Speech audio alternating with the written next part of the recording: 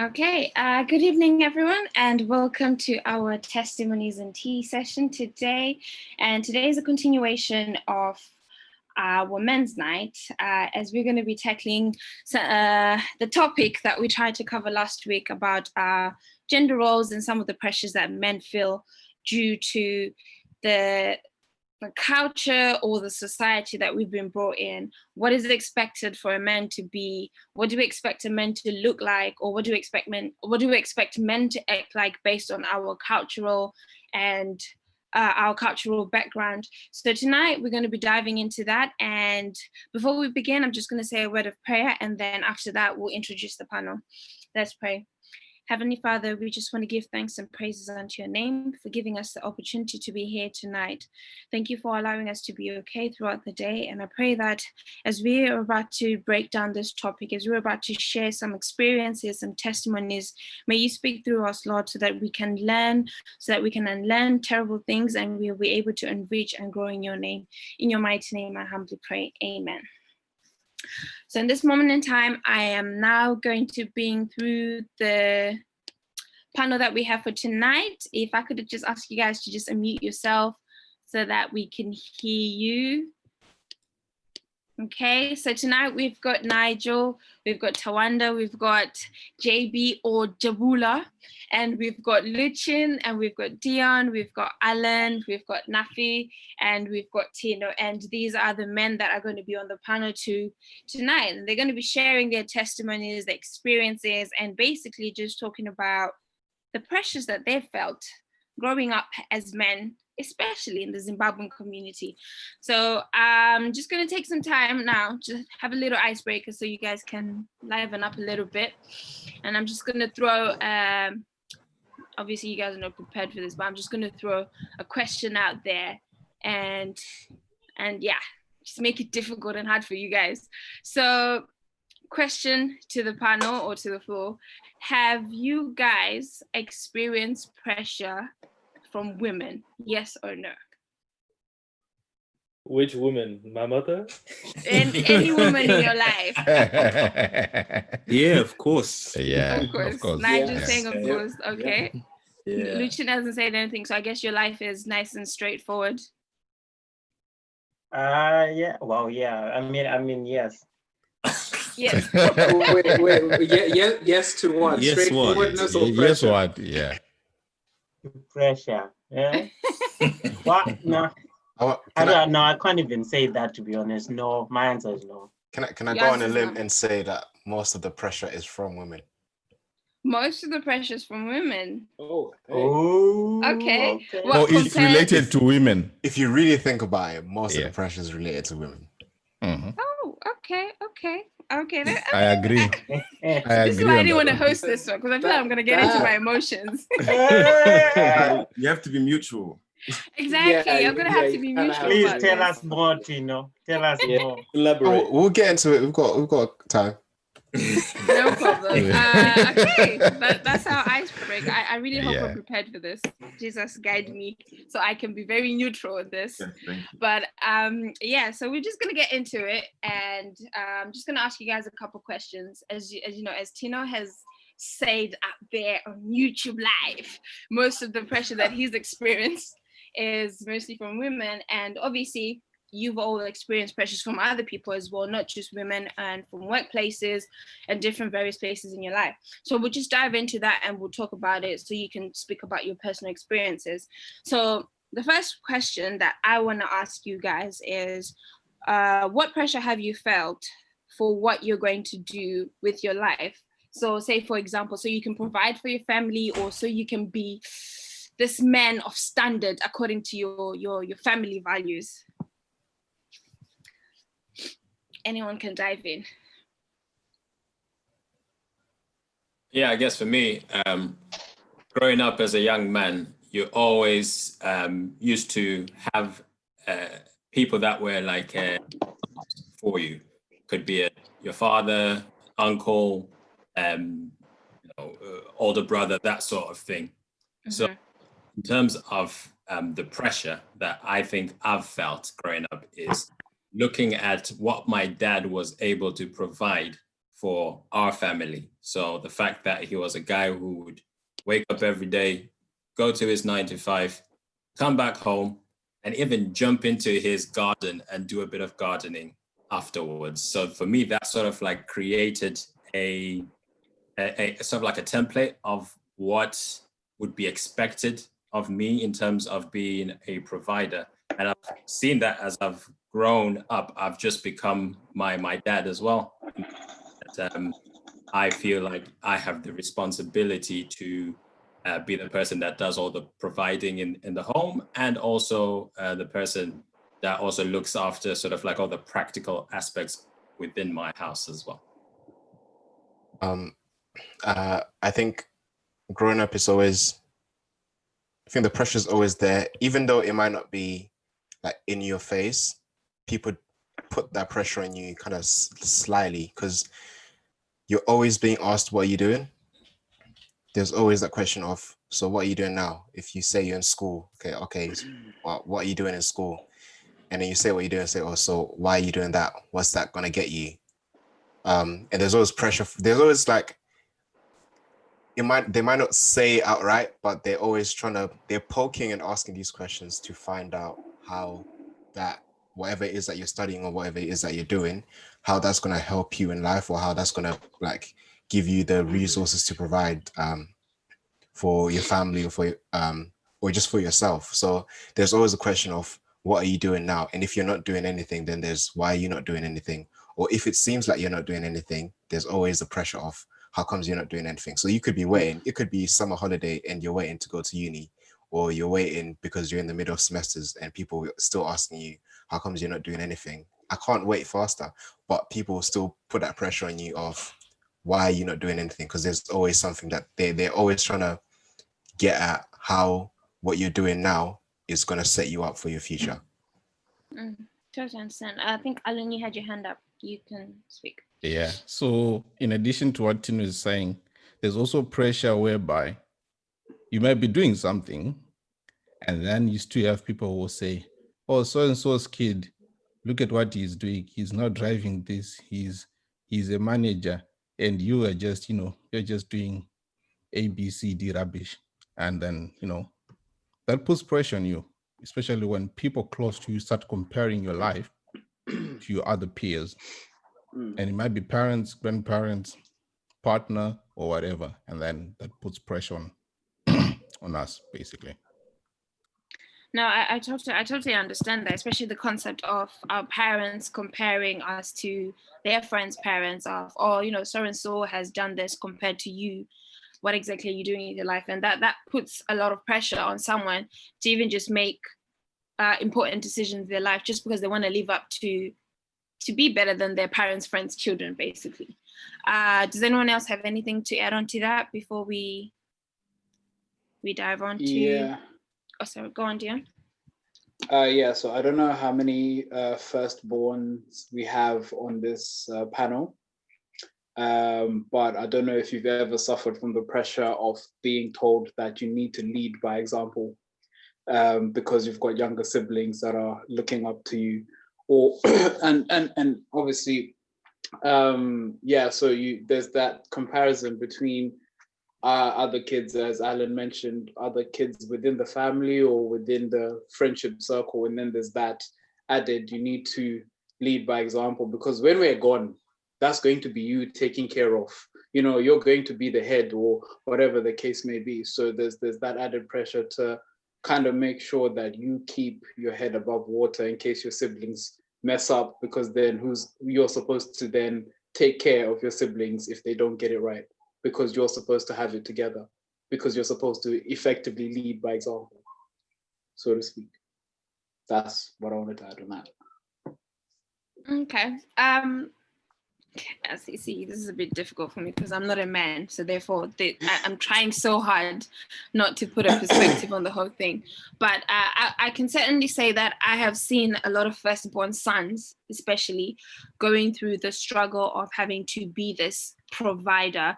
Or say, for example, if the father dies, then they now feel the pressure of how they need to be the provider. They need to take on more jobs. They need to provide for their siblings and the mother, because, you know, obviously in our culture, there's that whole concept of if the father dies, the firstborn son becomes the man of the house. So that pressure increases. And I've seen that quite a lot. I mean, adding on to that, I just also wanted to ask, is some of this pressure positive pressure? Do you think it molded you to be a better person so you're not lazy, or so you actually become something?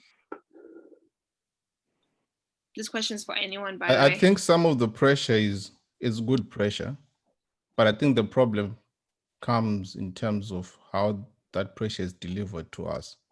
So most African parents or African grandparents or African uncles, they might have good intentions for us, but they don't know how to deliver their message. And by the time it reaches us, it's kind of like, it's like they're trying to insult us, or I don't know how to put it, but it's the delivery system. And we understand, and we now acknowledge that, oh, okay, that's what they were trying to say. But, you know, growing up, the way they would tell you some of these things, it was kind of like, yeah, it was messed up a little bit. Okay, Nigel, I think you needed to say something. You're muted. Sorry, you're muted, Nigel. Sorry. I was going to say, I think it's a bit of both. Some of the pressure is actually produced, or let me say it this way. The pressure has gone on to produce probably good results, right? But whether or not, you know, the end justifies the means, I don't know. Because you can say to punish somebody, you know, corporal punishment, like you're beating a snake so that they can behave. You can say it's good because it produces somebody who's well behaved and all that kind of stuff. I guess that's what I'm trying to say. So it has been good in terms of the results, but the experience is not always good, because I think during that experience, it can probably lead an individual to say, you know what, I don't want to listen, probably because of what Alan was saying in terms of the delivery. I don't want to listen because you're saying A, B, C, and D. It might actually be a good thing that's being said, but the delivery, and in some instances, the process itself is just an abusive thing, or maybe relatively speaking, because some might not look at it that way. So that's what I can say. Okay, Deon, I think you wanted to say something, so before I chime in. Yeah, so I was just going to add on to what Nigel said, that I don't reckon the end really justifies the means, because I suppose the result for a lot of people, you could say, oh no, it's been good, but I feel like it's been molded rather than from a perspective of a parent trying to protect you and trying to help you and guide you. Now everything that you do would end up being motivated more so by fear rather than an actual drive to do what is correct or what is right. So you work hard because you're afraid of losing out or failing or even trying new things. You become very risk averse. You're not willing to take on any enterprise outside of that which has been confined by society or by the system. So purely because you're afraid of messing up, because again, you've got so much pressure to do well that you can't even venture in any direction that might actually see you fail, so to speak. Yeah, I could go on, but I'll stop there because I think before Jabu had something to say as well.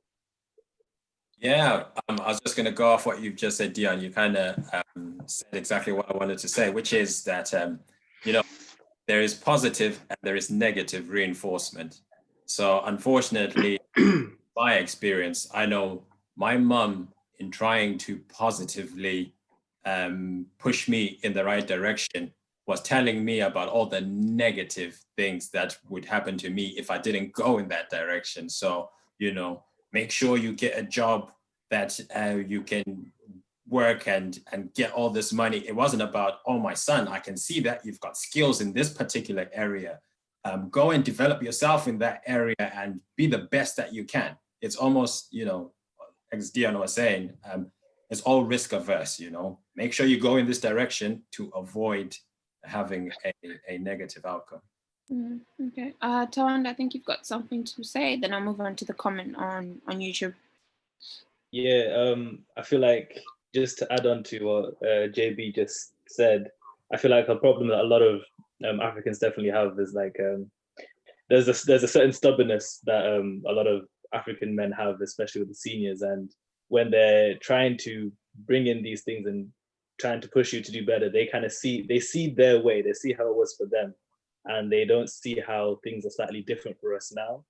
So to them, it's their way or the highway. So if you're trying to do something slightly different, or you're trying to be innovative in your means to accomplish in life, they won't always be receptive for it. I know some of them are, but majority of the African parents that we have, they just see it as, if you don't do this way, then you will fall. If you don't get your degree, then you won't be able to succeed.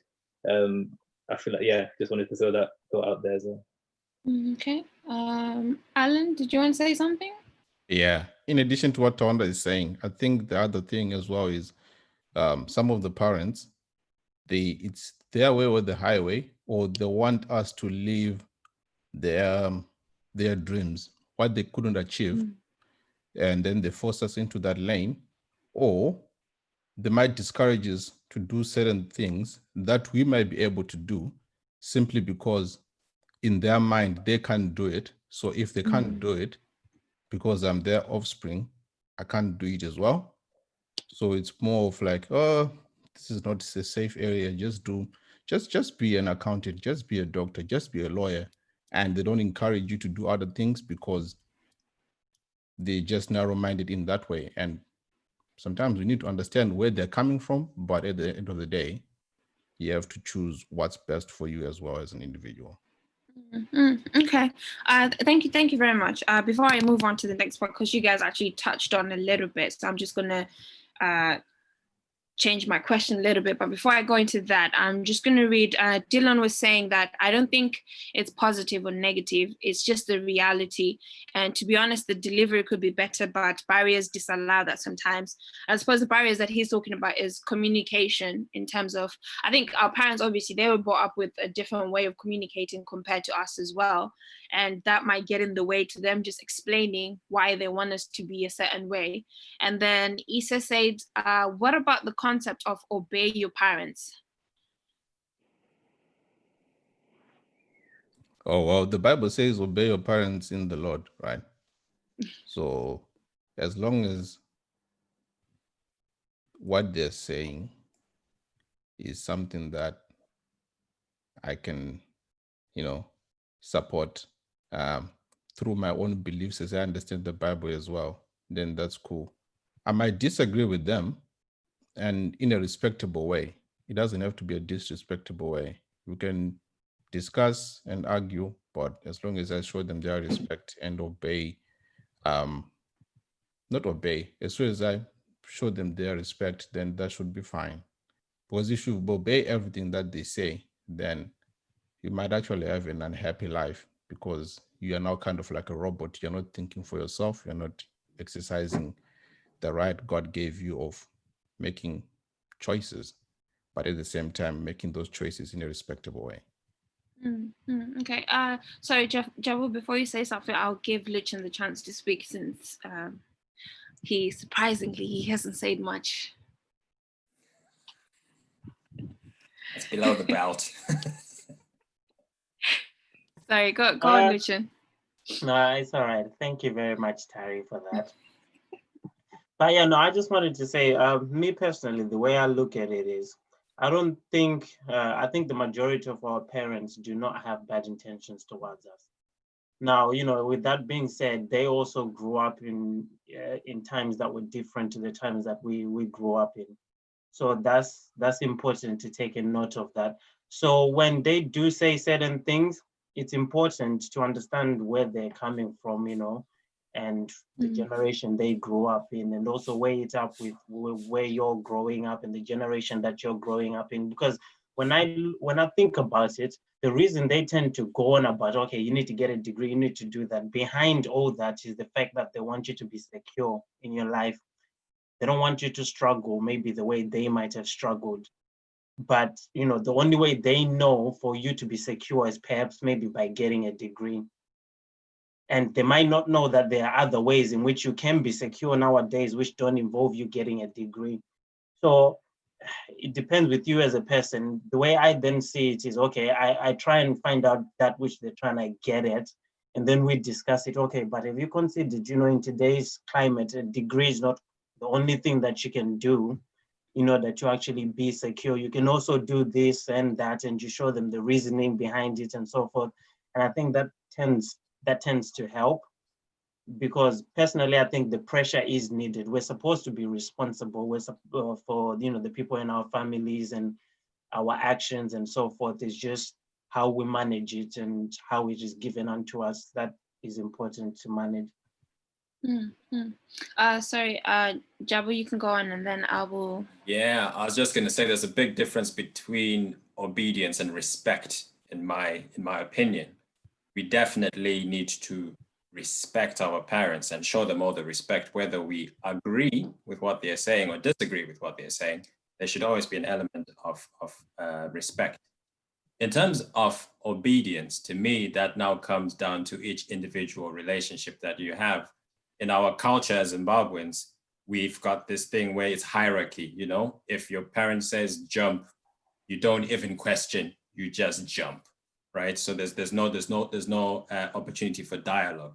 So where obedience then becomes an issue is if you're going to go on the belief that you've got to obey your parents, then you're no longer going to be critical about the decisions that you make, because you are tied into this whole idea that regardless of what I do, I need to obey my parents. So it's good to obey your parents and be respectful to your parents, but even you not going with what your parent is suggesting does not mean that you're being disobedient. I hope that makes sense. Okay. Tawanda, did you have something to say before I... Sorry, you can go. Okay, yeah. Now, Issa replied again, said, the idea that I'm coming from is that our parents being next to God's authority, by obeying them, we're also obeying God. And we have to remember that nothing is new under the sun. Does anyone have anything to add on to that or object onto that? Go on, Deon.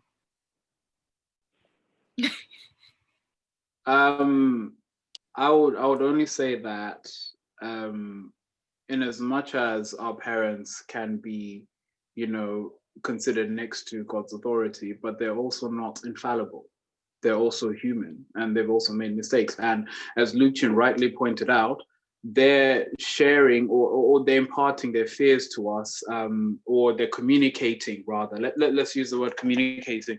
They're communicating to us, whether we agree with the mode of communication or not, but they're trying to communicate to us things that we should be doing in order to safeguard our futures and to protect us, right? That's essentially what they're doing. And they're speaking from their own experiences, not from what we are experiencing. They're speaking, especially in the UK, they're speaking from the experiences that they had growing up in Zimbabwe in the 1960s, 70s, and 80s, not experiences of growing up in the UK in the 2000s.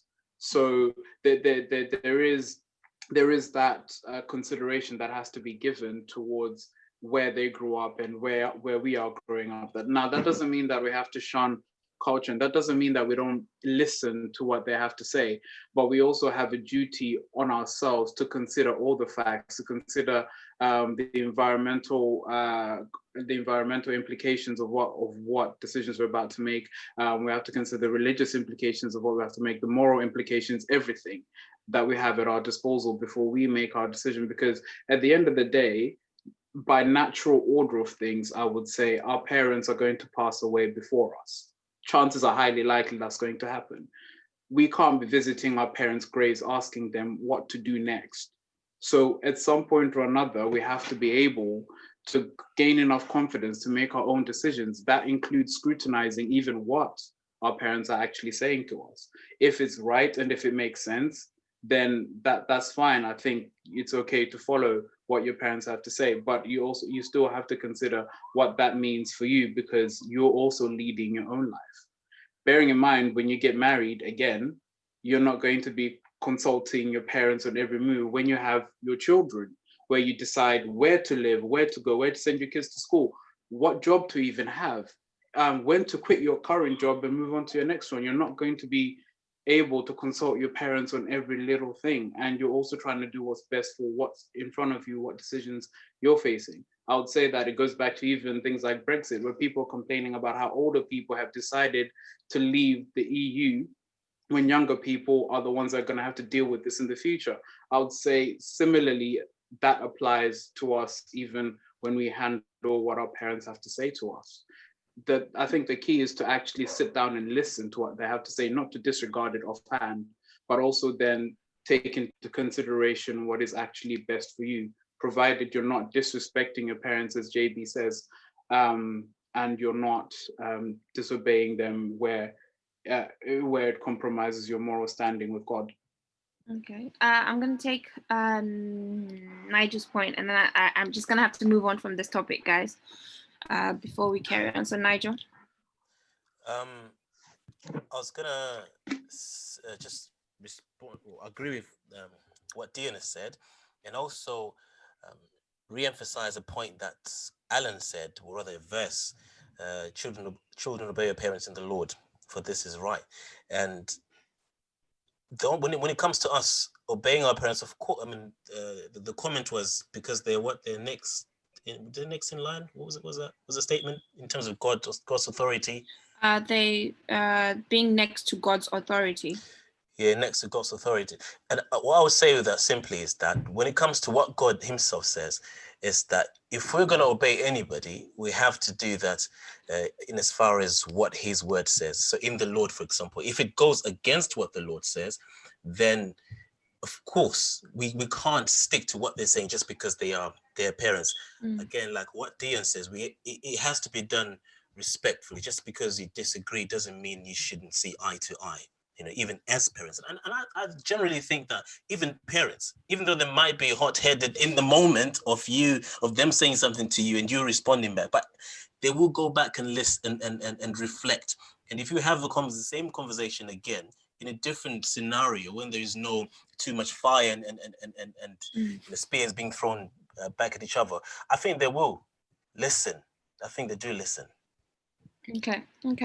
Thank you for that point, Nigel. So just moving on from that topic, Unati on YouTube said that, would you say that you can hold your parents responsible for what you may view as parenting mistakes? And tying onto that question, I want to ask you guys, what are certain things that you've seen your parents do? Your parents might be watching this, so be a bit careful. But what are certain things that you've seen your parents do where you're like, I'm not going to do that as a parent. This is not how I'm going to bring up my children. Yeah, you're all quiet now, here. Okay, so I'll answer Unati's question. The other question you asked, I'll put it on the side. So, so Unati said, would you say that you would hold your parents responsible for what you may view as parenting mistakes? I think it depends, really, because we're all human. We all make mistakes. And sometimes our parents make these mistakes based on the knowledge they have, right? Not like they're choosing to make the mistake knowingly. But at the same time, there are some mistakes whereby you can hold them accountable and still forgive them. But it's a tricky proposition. I don't know. Everyone is raising their hands, so they might have a better answer than mine. But yeah. Okay. Since you avoided the second question, Jabu, since your hand was second, it means that you get to answer the second question as well. Sorry, just repeat the second question. What did I say about my parents? As in, what are certain things that your parents have done that have made you think, I'm not going to do that when I'm raising my own children? Yeah, I mean, for me, it's the way that they meted out discipline. Zimbabwean parents, they're quick on that belt, kana shami and peaches. Sure. That rings a bell for a lot of us. The way that there was no dialogue whenever there was a crime committed, it was straight to the sentence and justice. And I can see that what that did for me has actually impacted the way I relate with even my wife this day, because my wife actually had to say to me, listen, whenever we've got issues, how come you don't bring things to the table for us to talk? You've got this sort of like a thing where if you've done something wrong, all you're waiting for is for me to kind of scold you without and not have any kind of dialogue or discussion about it. And that's actually helped me realize that, you know what, the way they did that because that's what they knew. That's probably how their parents dealt with them. So there's an issue of what we call generational trauma. That it's just, you just pick up from the previous generation to the previous generation. So what I've had to learn, because I sort of like work in the field of sort of counseling, and I've had to have some counseling myself, I've then had to actually realize that, oh, wait a minute, that way of dealing with, I guess, correcting someone who's going in the wrong path can actually be more damaging than it is helpful. So that I definitely would not take forward with dealing with my own children. Okay, thank you. Do you know what? The reason why I asked this is because in as much as we can sit down and say, you know, there's certain mistakes that we have seen our parents do on a solution basis type of things. If this is a platform for us to share experiences so that we can unlearn certain things and be better men, you know, some of us may have children, some of us may have families, but, you know, this is a platform for us to learn and unlearn certain things that we've seen our parents do as well. Tawanda, you had your hand up after Jabu. Yeah, I kind of wanted to build off what Alan was saying as well. Parents, I think it's important to remember that parents are human too. And also from what we talked about earlier about how we see parents as next to God's authority, we have to remember that they still make human mistakes and God's ways are not humans' ways.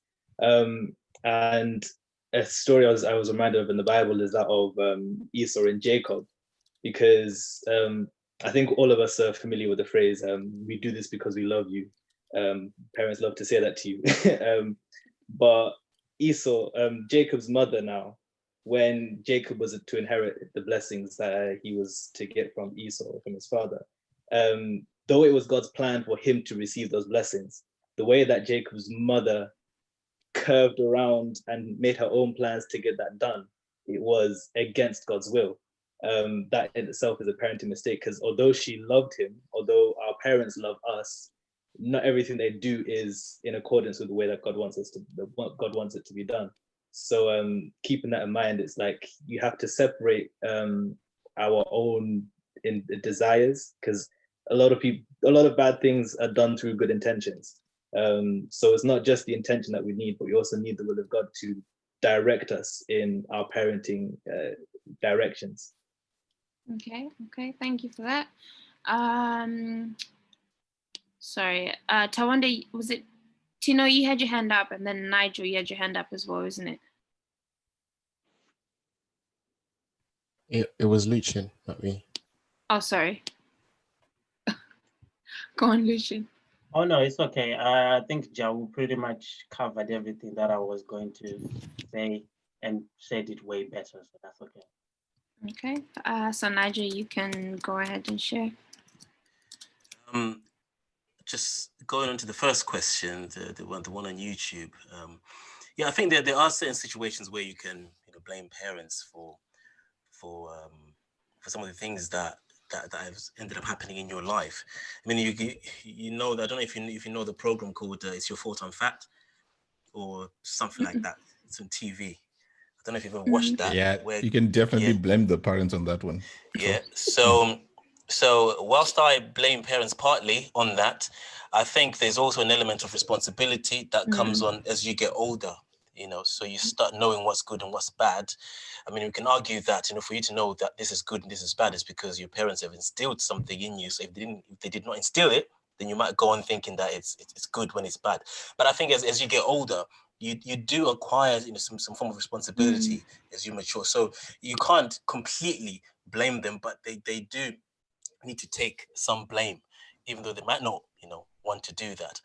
And also the second question, I think, yeah, one thing that I can speak of, I think this requires like a personal experience kind of response, is about, you know, going to boarding school, for example. You know, mission schools are essentially military camps. You know, you're trained to be very tough.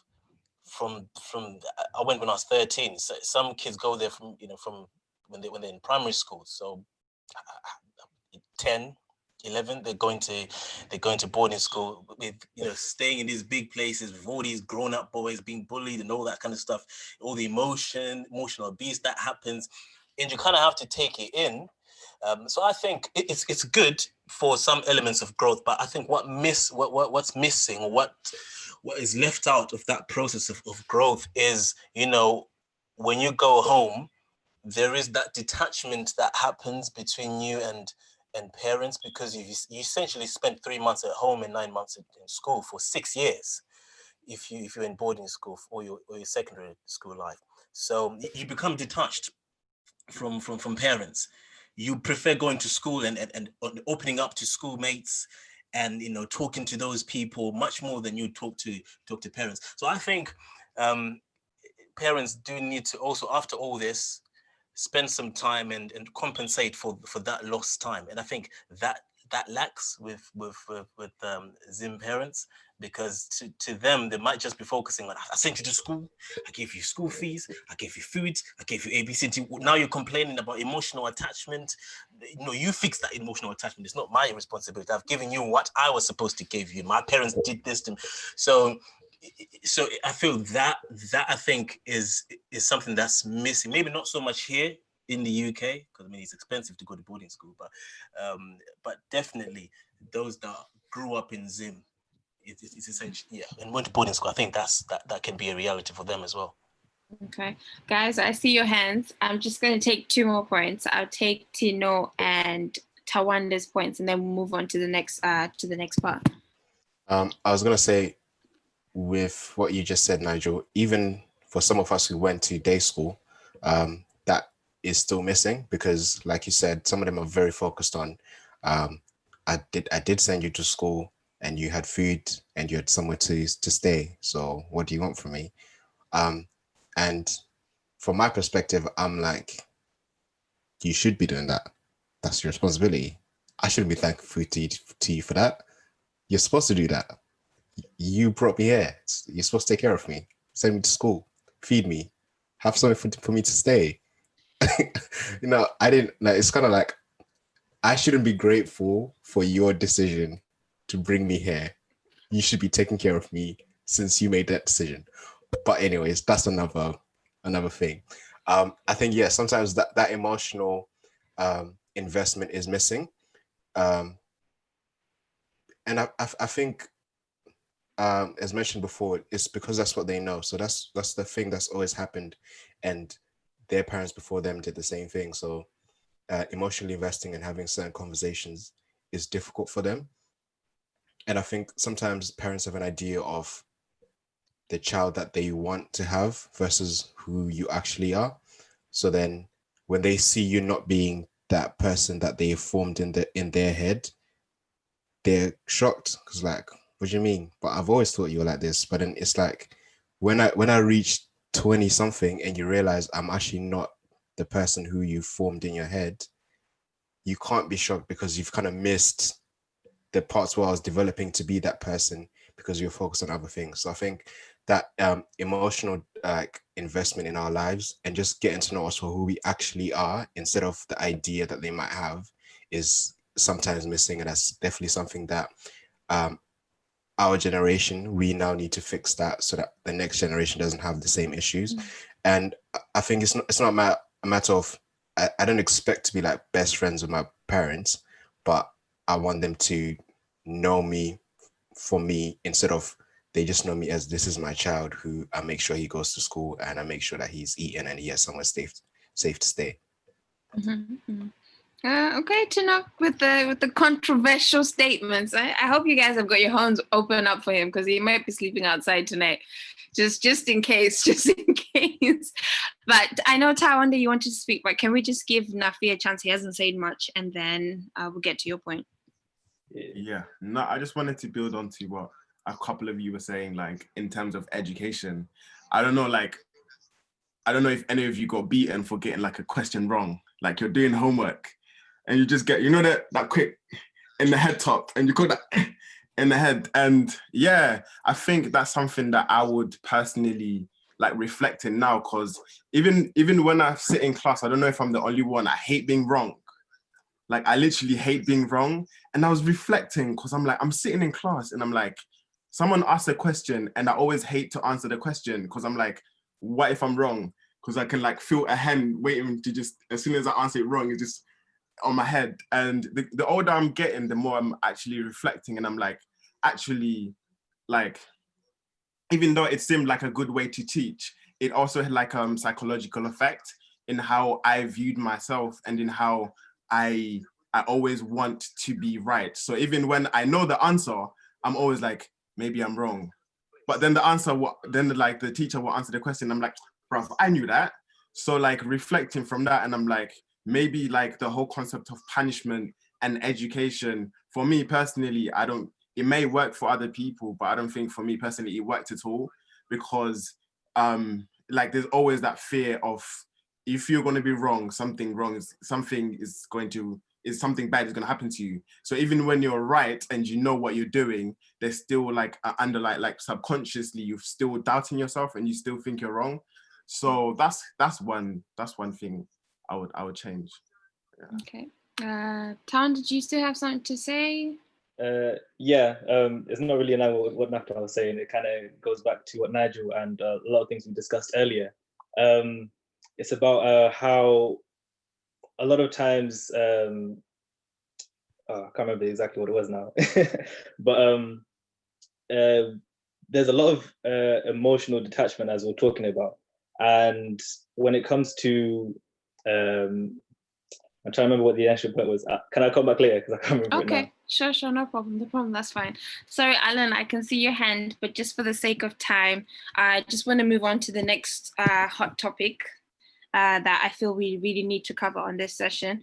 So the next question that the next part that we're covering on is about pressures that we feel from our male counterparts, from our friends, from our uncles, our fathers, to be a certain type of man. And I just wanted to ask you guys, in terms of the friendship groups that you have this thing, in South African slang called the Groot man. That's that guy that is the bowler in the group. He's got the money, he's got everything, the car, the big house and whatnot. Have you guys ever felt the pressure to be a Groot man in the squad? Okay, go on, Lucchin. No, never. I mean, I don't know if it's a guy thing or maybe it's just the way I was raised, but I feel like everybody has their own lane to be in. Your story is not mine, so why should I compare myself with, somebody else's story and say he's got all that, then I should have that as well. I just don't see it like that. I just see it as I have a direction that I've mapped out for myself in my life that I'm trying to, follow. And doesn't mean you don't work hard. It doesn't mean you don't get inspired by people that have actually, made something of themselves, but just don't compare yourself to them because we're all different in our circumstances. Okay. Anyone else that objections or additions to what Lucchin's saying? So go on, Jabu, and then Alan, and then Nigel. Yeah. So I'm 36, so slightly different generation that I grew up in. So my generation is the generation that's lived half its life in Zimbabwe and half its life over here. So one of the things that I've noticed is, with regards to what you're talking about, that group mentality was very much an issue for us, for me growing up. And I know I had a crew of guys, and what we used to do is to sort of like healthy competition within ourselves. So exactly what you're describing, where we want to be the group men, is that what you called it? That before, but that definitely was a complex that we had, where we would be really looking for validation amongst each other, you know, such that group psychology, group mentality was the order of the day. And thinking about it, a lot of poor decisions were made on that pressure of feeling like, you know what, I need to be in line with what the rest of the crew is saying I need to be, or represent the crew, you know. So there was the individualism was not there. Okay, Alan, before you say something, Alan, I'm just going to read a comment on YouTube, and Candy said that women are more competitive compared to men, so it's probably very different for men. Go on, Alan. So adding on to what JB said, you know, growing up, I'm in that kind of generation. I'm not that old as Jabu, but yeah, half of my life I grew up in Zim, came here when I turned 20. So there's that Zim mentality whereby you grow up with your guys and you see your other guys becoming successful. And I grew up being told that don't be envious of what other people achieve. So I never wanted to be like, oh yeah, he has that car, I need to have that car. But it was more of like an inspirational thing. But when I came here now, because I think that's one of the questions you're going to ask, I think, Tari, in terms of financial education. I didn't have that financial education because I think in Zim households, most of the time, parents never set us down and talk to us about finances. So now you come here where there is social media pressure, where there is all those trying to impress people, right? Made bad decisions earlier in my 20s. Wanted to start a company, wanted to start a business. Yeah, everyone is an entrepreneur. I want to be an entrepreneur as well.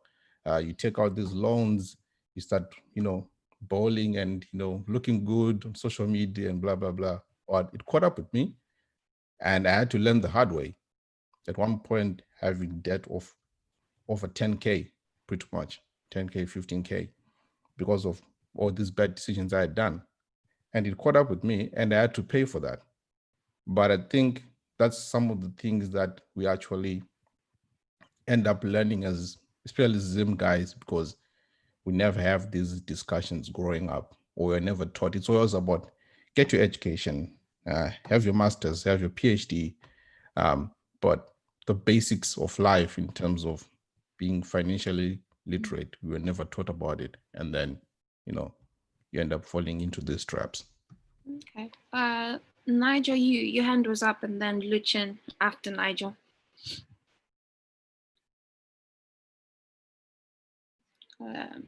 You're mute. Sorry. Yeah, I was saying I'm going to answer the question. But before that, I'll be very interested in just finding out where that research is based on women being more competitive than men, just out of interest. Competitive in what? I think there has to be like, what are they competitive more than men? Because yeah, they might be competitive in other areas, but which are frivolous or okay. Yeah. Can I just, sorry. Sorry, I think she meant in terms of like comparing between each other, because that is something females do more than males. Oh, okay, yeah. Apparently, anyway, yeah. So in that sense, yeah. But if we're talking competitive, you know, I don't know if that applies. I'm trying my best not to comment because I'm not a representative for females.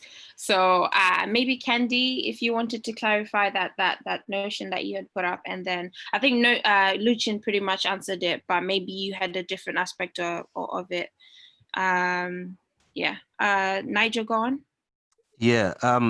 Then going to the question about, you know, I don't know the actual term that you used, but trying to. You guys are showing your age, hey? I mean, you did say South African terms, so I don't think I would ever know anything about that. But I think for me, it's more of inspiration. from some male friends anyway, not all of them, because you do have some friends who are more interested in other lifestyles than that are not so good, or that I wouldn't really subscribe to.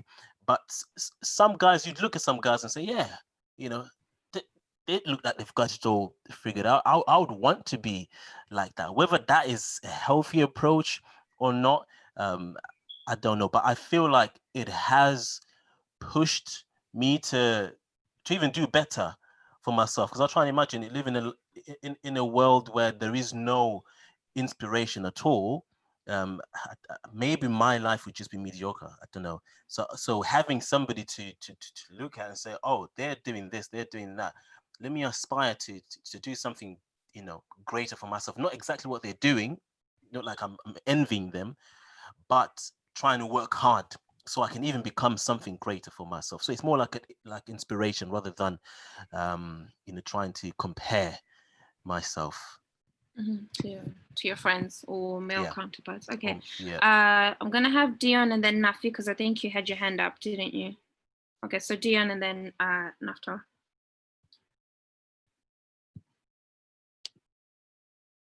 Sorry, you're muted. Yeah, sorry.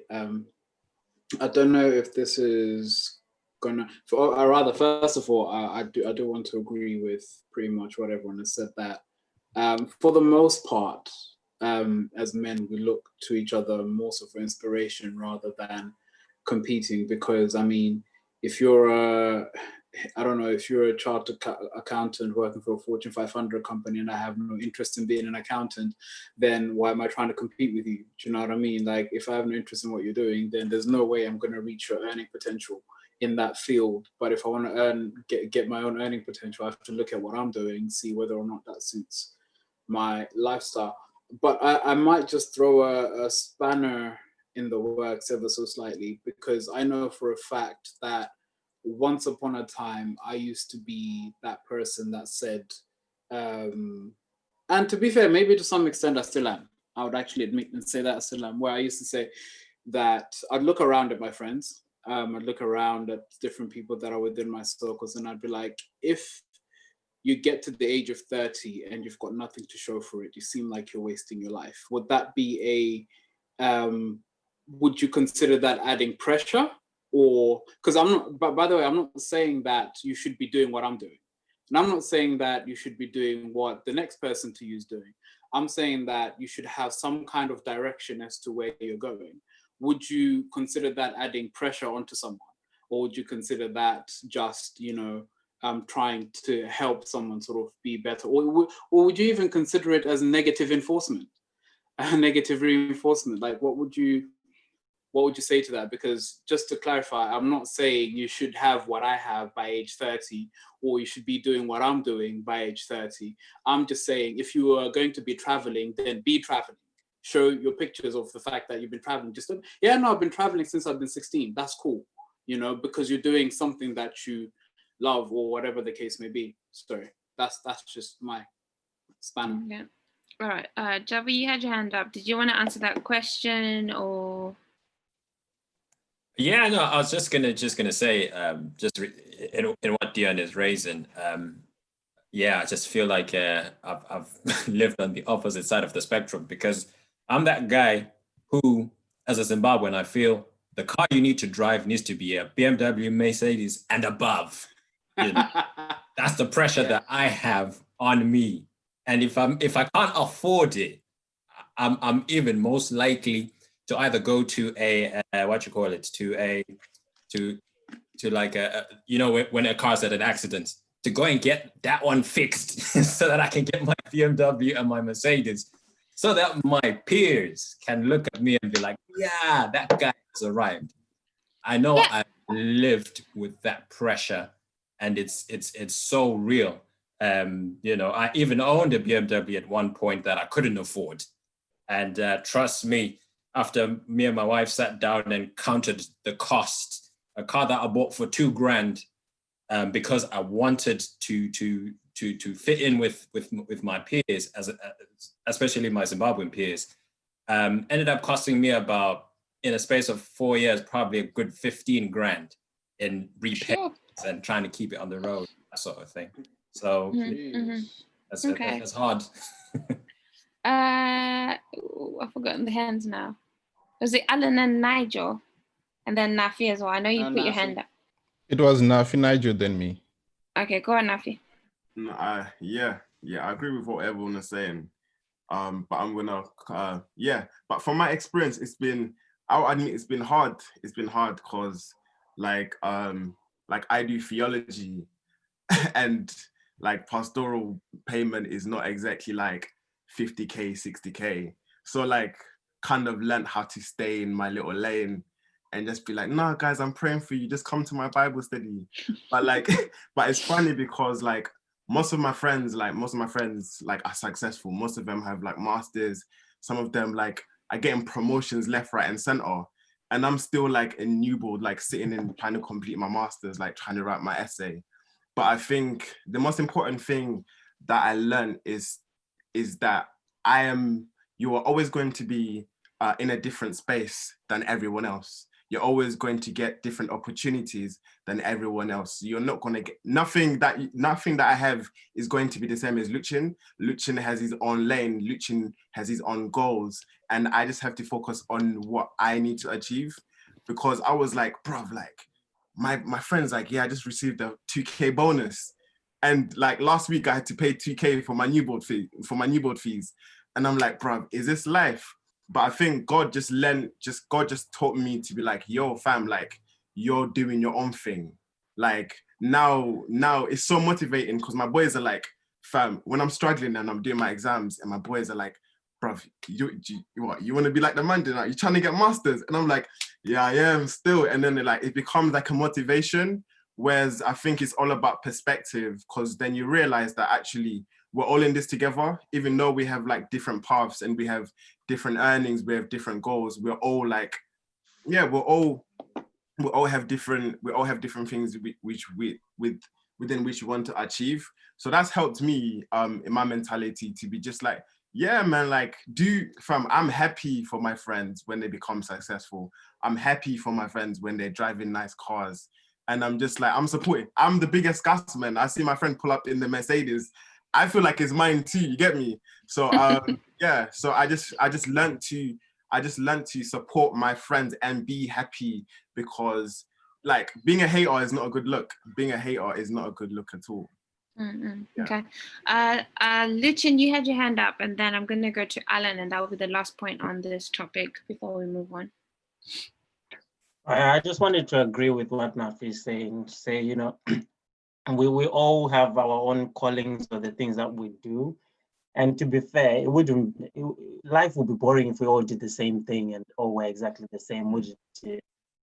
It really would. So I need a pastor. I definitely need Naftal in my life. So when I'm doing whatever I'm doing, and then I see a need for what he does as well, we all need each other in that sense. So when we look at it and think money, we're missing the point, because money is only one side of this like multivariate equation that you really need to consider from every single angle before you start feeling some type of way about what somebody else has.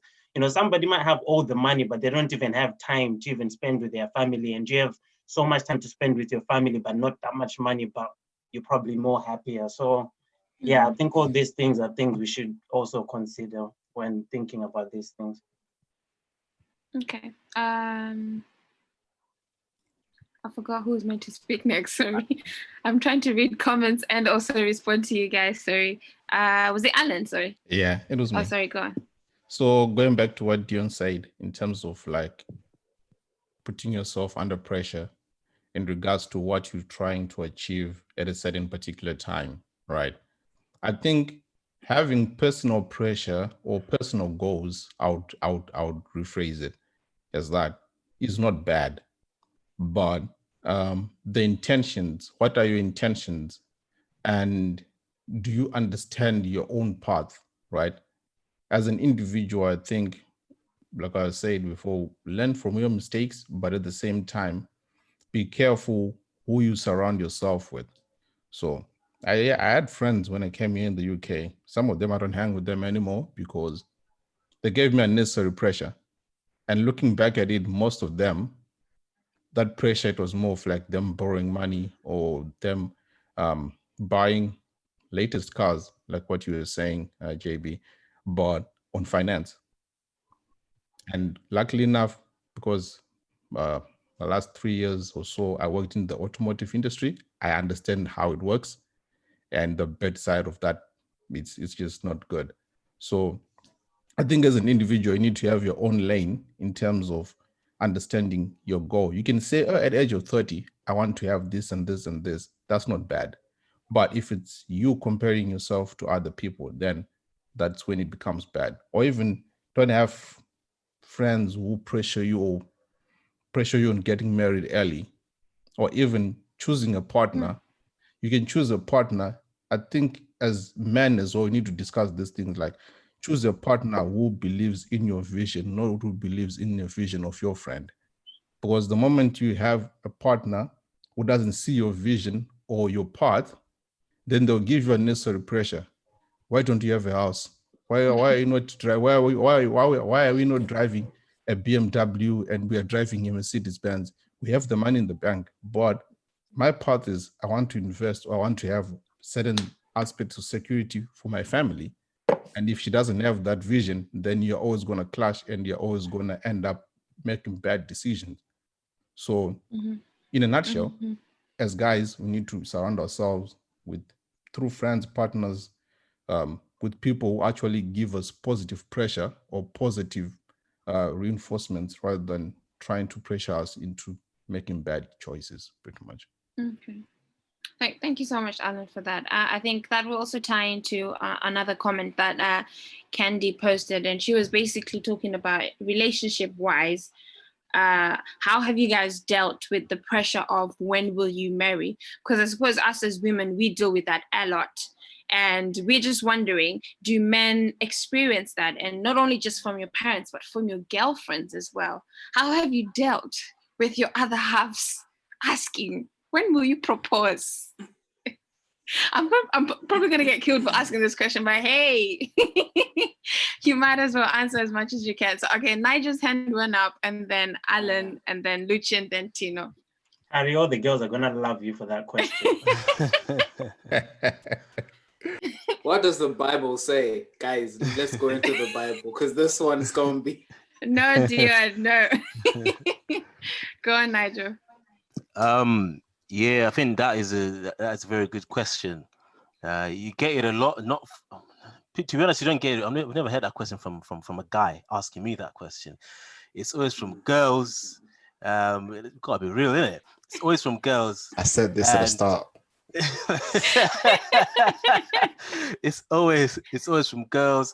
Not necessarily a girlfriend, although I think that she may have her undercover friends coming to you to say, oh, when will you marry? She's quiet. Not to say that she doesn't think that way, but she just doesn't want to come across as the one that's asking that. It could be that way. But I think for me, I think you just have to have a thick skin. Just I don't care attitude. Like I really don't care. Again, going back to what Alan was saying, that everyone has got their sort of like their journey. We've got our own different paths that we walk in, and different milestones. Now, if I want to focus on what the other person is doing, then of course I'm going to be, okay, I need to rush and do that. Okay, and then get married. And then after that, what did that person do? Oh, they got married and then they've got a child. Okay, I need to rush and do that and have a child as well. Before you know it, you're 40 and your life is just a copycat of what other people have been doing. So I think you just need to have a thick skin. I don't care, to be honest. Do whatever I want to do, what I feel comfortable doing, no matter what people say. This one, men are trash or whatever. To be honest, if you start focusing that much on that, you end up not being you. So yeah, that would be my response to that. I mean, that's a fair response, Nigel. For someone, I feel like that response is coming from someone who's single. Have you now made that decision with your partner? Equity, we don't care what people say. Because again, she's this undercover pressure that you spoke about, she's also going to ask her friends to ask that question. So have you now sat down with your girl? Well, again, you can do as much as you can to talk about it, all right, and say, yeah, we need to focus on this. I need to finish uni, for example. I need to make sure that I tick this off the list. She was like, oh yeah, that's fine, but it doesn't mean she's fine with her. The reality is you'll never be on the same level as girls in as far as this subject is concerned. So you just have to do you. Of course, at some point you've got to meet somewhere in the middle, all right? You've got to meet somewhere in the middle at some point, but you can't just be bending over backwards all your life. So that's what I can say. Okay, guys, I'm not undercover. I'm genuinely asking what's been You are asked in the YouTube comments. I'm asking what the audience is asking in the YouTube comments. I think Lucchin, you are next, and then Alan. Sorry, can you repeat the question again? So I'm answering the question. Lucchin. The question was, how have you dealt with the pressure, not only from your parents, but also from your partner in terms of when will you marry me or when will you marry? Lucchin gave in.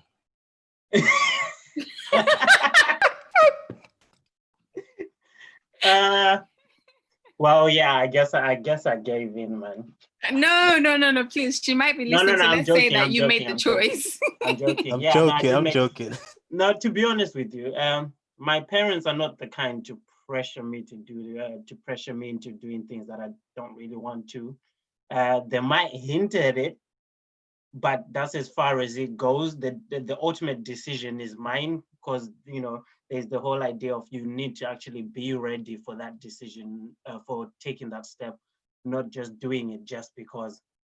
So I think it was something that I came to terms with within myself, and I said, you know what, I want to do this. And I agree with everything Nigel was saying earlier, but there's a caveat with that. I think it's also important to not go too far on the other side to whenever I feel like I'm ready. Because sometimes those can become excuses for not actually being ready, if that makes sense. Wanting to be ready is a thing that you decide in your head.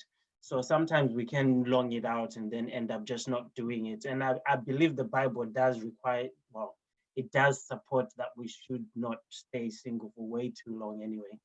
So yeah, that led my decision more than pressure from, let's say, parents or the person that I'm actually with. Because as you guys know, I can be pretty stubborn within myself. If I say I'm not doing it, I'm just not doing it. And no one can actually force me to do anything. So it's a thing that I decided to do for myself.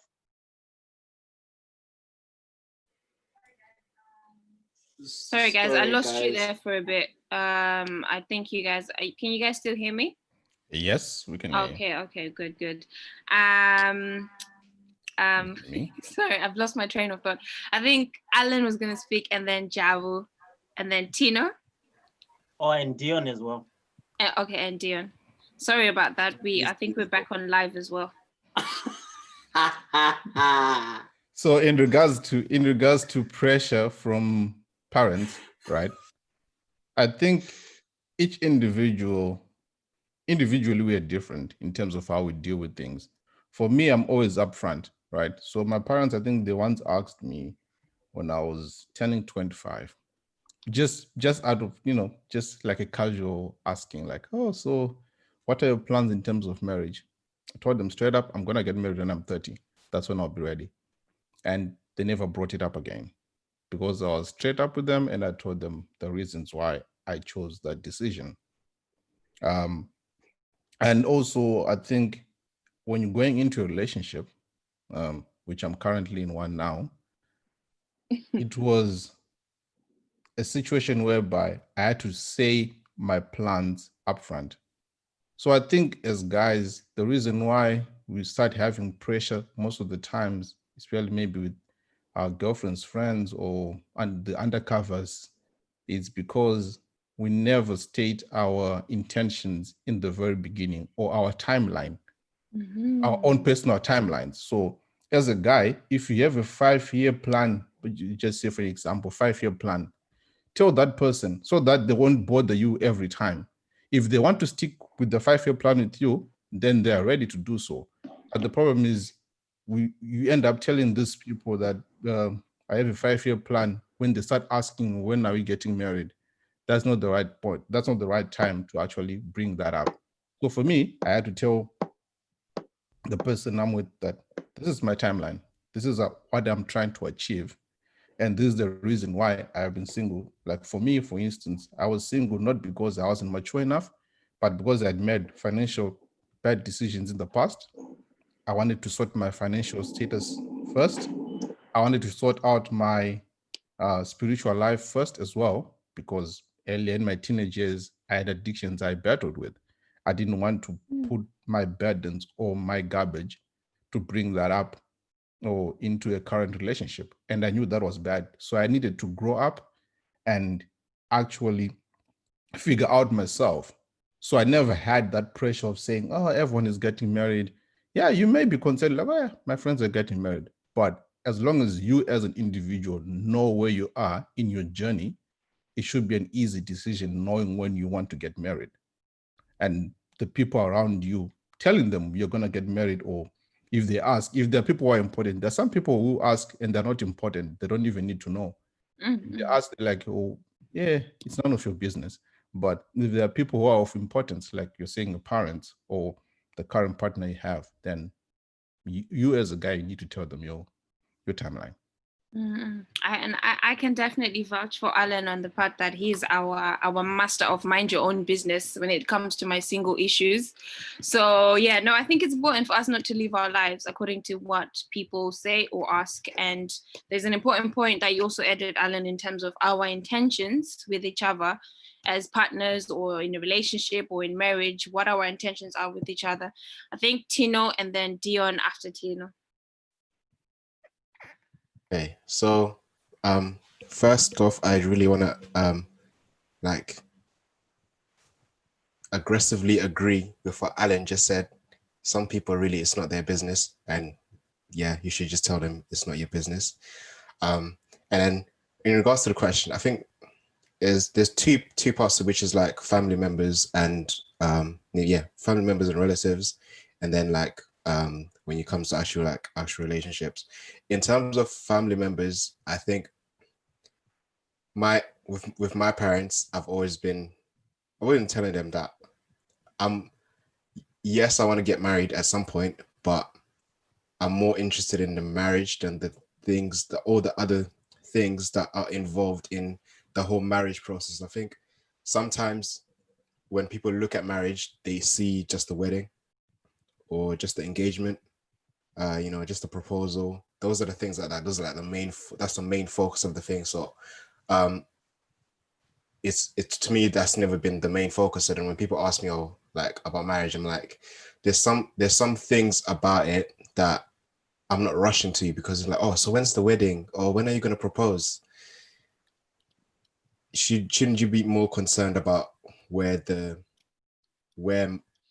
I'm in a relationship, shouldn't you be more concerned about where my relationship with that person is? How healthy is the relationship before you ask me about if we get married or not?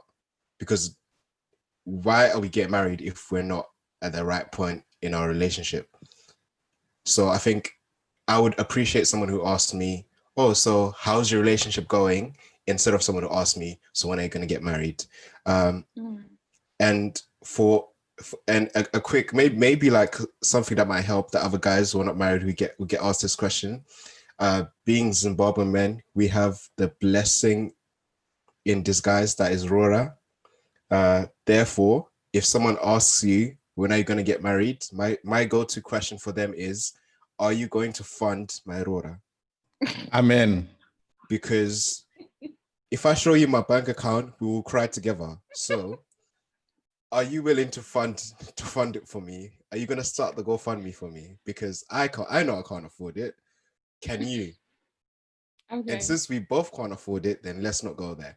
And then in terms of like being in a relationship and pressure from like girlfriends and stuff, I think the most important thing, like what Alan said, is be honest with what your plan is. So for me, in my experience, I've known what I wanted to do since I was in grade 2.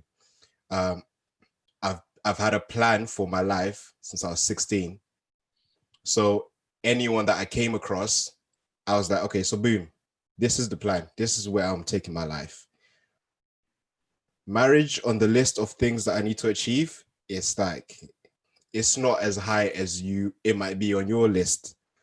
So are you on board with what I'm trying to achieve? If you're not, I'm sorry, I'm not changing for you. And the beautiful thing is God will bring someone in your life who is in line with the plan that he has for you. And for me, that was the case. God had to bring someone who marriage was not on their top priority. They didn't want the proposal or the marriage first before achieving certain things. Same thing for me. I wanted to achieve certain things and I want to do certain things before I decide to get married. So if someone came pressuring me or with that as the thing on the forefront of their mind, then I honestly, I would not look twice. Like, it was just, that's nice meeting you. But then God has to, you then have to bring it to God and say, God, this is what I want to do. And when I do eventually want to get married, I want to have achieved this. And God will bring someone who's not going to pressure you to be like, but yeah, we should get married because all my friends, or someone who's going to start bringing spies through maybe hosts from Zoom or like YouTube comments. So yeah, just be very honest with what your plan is. And again, guys, I keep saying no one sent me to ask this question. I didn't say anyone sent you. I didn't mention names. No one if sent the hat me, fits, please. take it off. But I Sounds just guilty, applying. Tari. No, I honestly, guys, you guys are my brothers. I want a journey that is mentally right for you. So I won't be putting pressure on you. But we do want to attend weddings. Just saying. But yeah, no, just putting a biblical context on it. I'm just going to read one of the verses that I think it was Tabani posted in the comments, and he said it's from 1 Thessalonians 4 verse 11, and it says to make your ambition and definitely endeavor to live quietly and peacefully, to mind your own affairs and to work with your hands as we charged you. So basically, one of the best things I've heard from social media lately is don't worry what people say about you. That's their own business. Don't allow people to live rent free in your mind. Let people think what they think, but don't allow it to put pressure on you as a person. So I'm going to go to Deon and then Jabu, and then we're going to have to move on from this because now we're going to get into the emotions part that Lucchin is screwing about. We're going to get into that in the last segment. So Deon and then Jabu. To be honest, everything that I would have really wanted to say has been said. I think Alan, especially when he touched upon knowing your life trajectory, your own life trajectory really is the most important thing, and communicating that. That would hopefully alleviate the pressure on you as far as getting married too early or too soon. I think personally, that's probably, in my own experience, a mistake that I made once upon a time in my life by not communicating clearly, but also because I feel like probably at that point in time, I may have been miseducated or misguided, because at that point in my life, I can honestly say that was the next thing on the list. I had literally a list of things that a man should have done or should accomplish in life, so to speak. So by that time, I'd already finished uni with my master's. I had my job pretty much secure. This was literally at the same year that I pretty much graduated, had my job pretty much secure.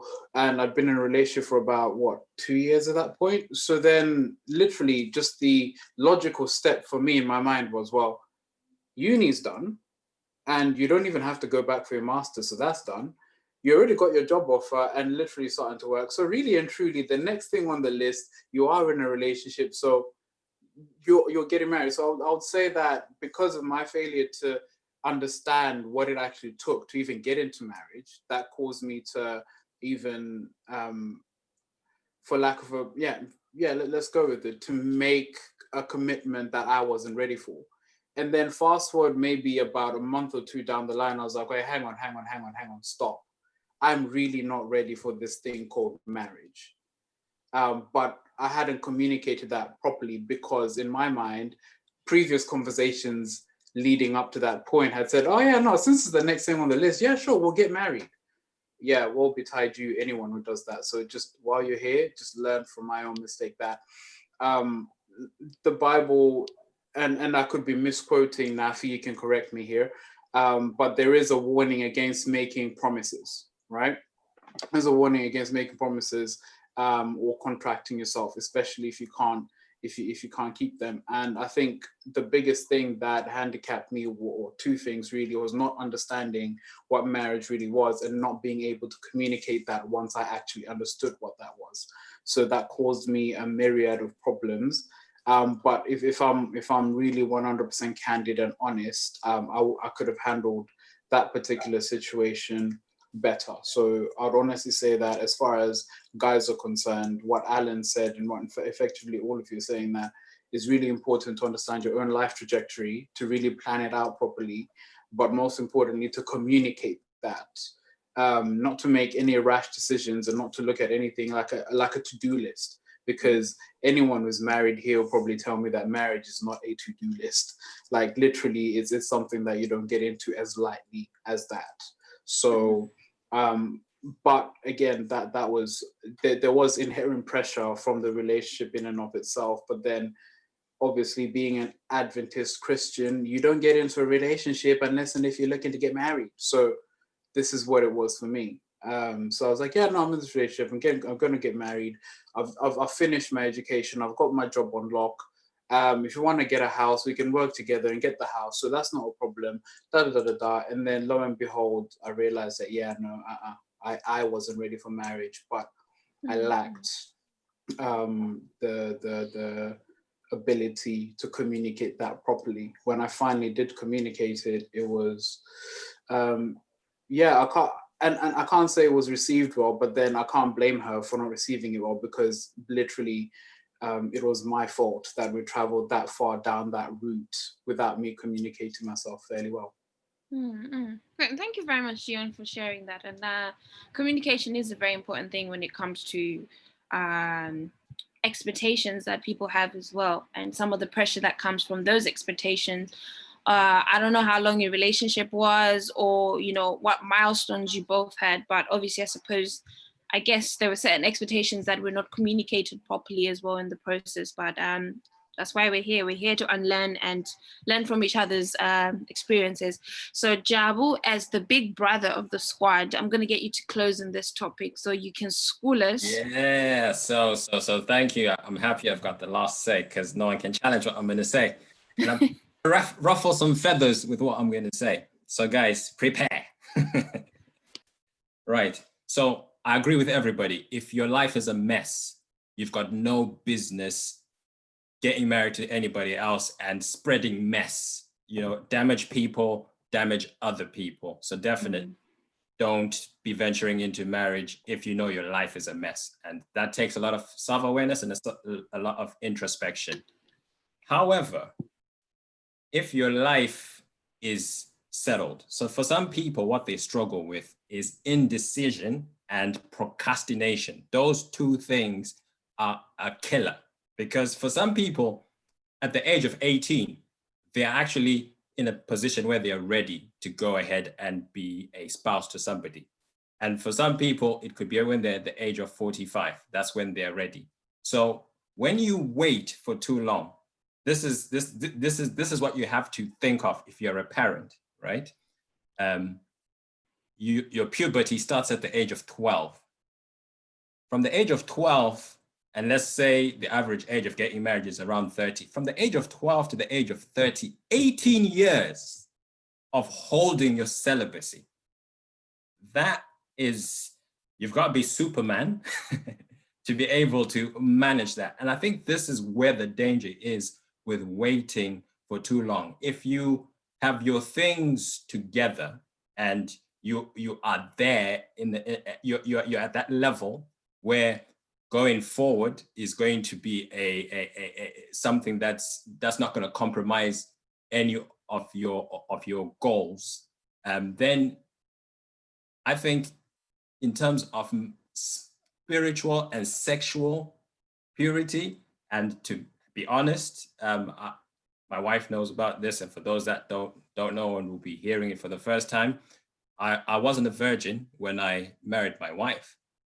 It's not something that I'm proud of, but I recognize that because we start puberty at a very early age and we are expected to then hold ourselves together until the age of 30, this is the danger of waiting for too long.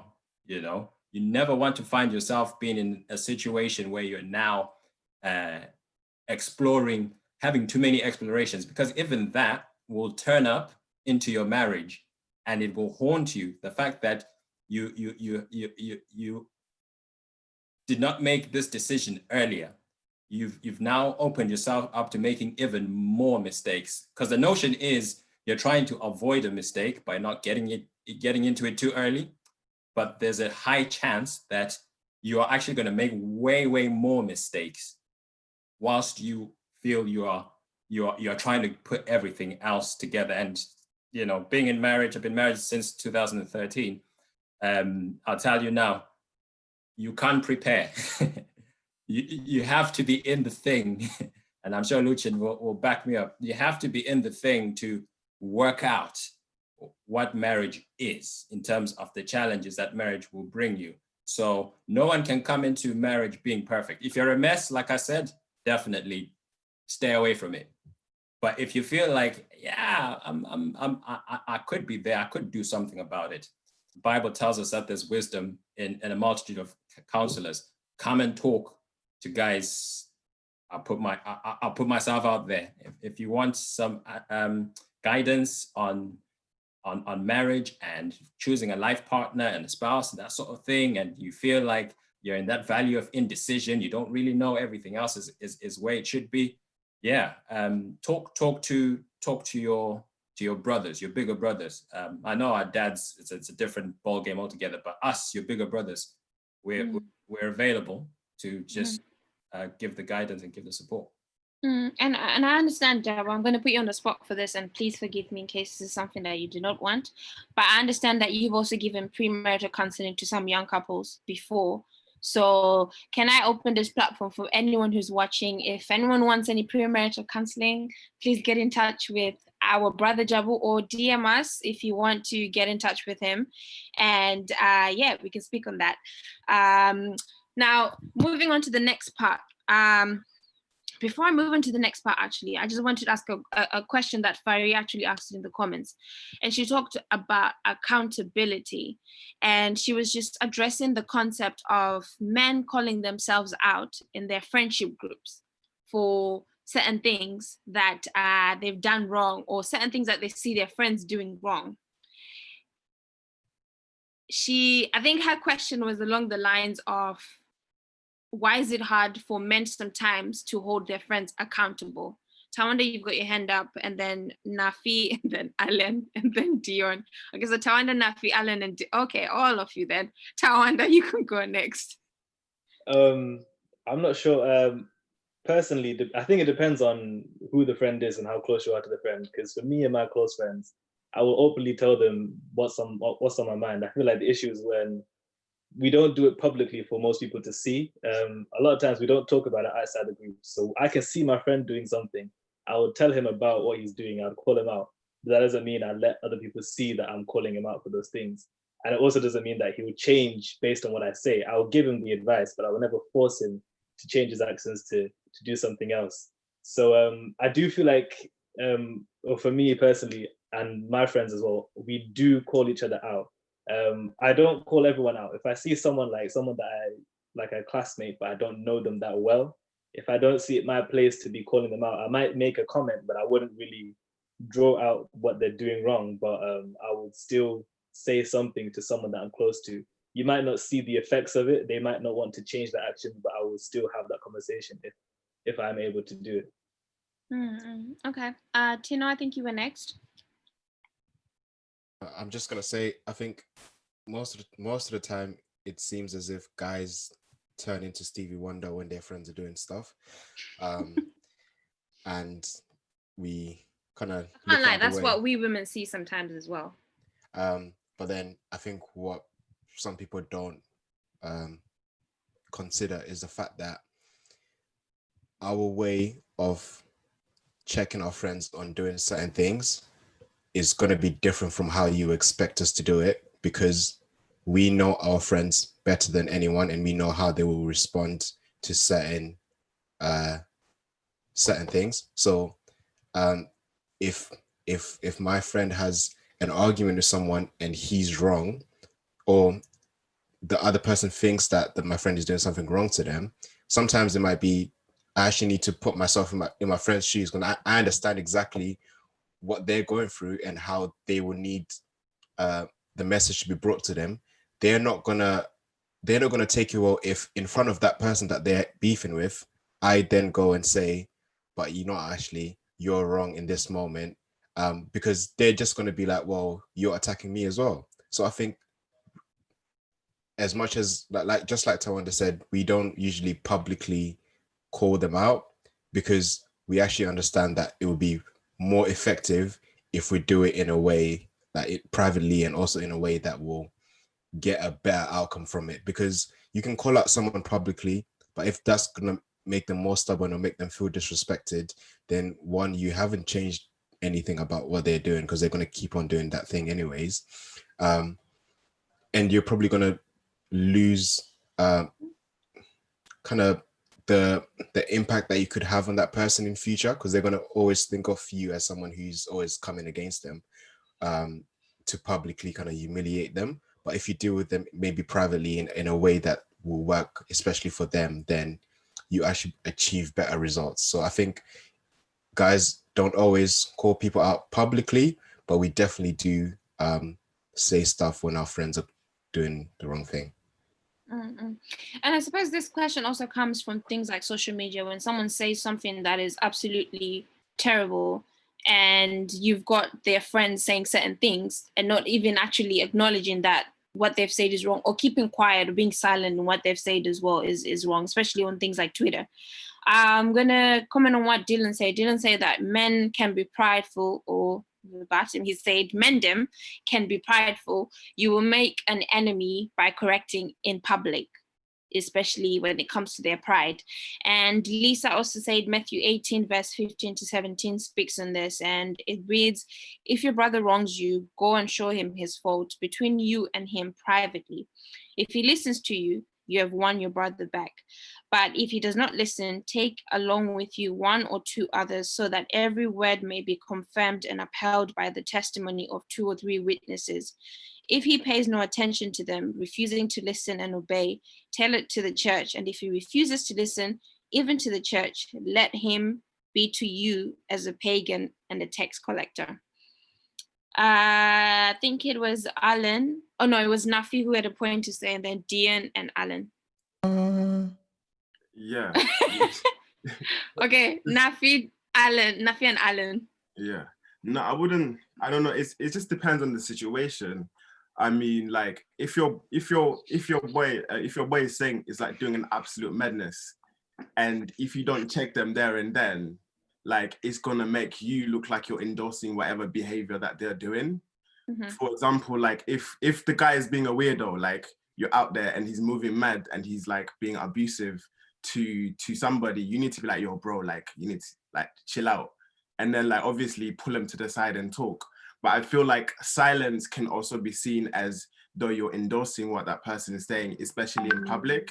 So I feel like it's really important to not pull up on them in order to embarrass them. But I feel like if I'm your friend, like I'm out with Nigel and I'm being foolish, and Nigel doesn't tell me to relax, and then I find out other people are talking behind my back, like, what?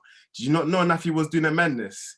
And I feel like it's also our responsibility as boys to always look out for each other.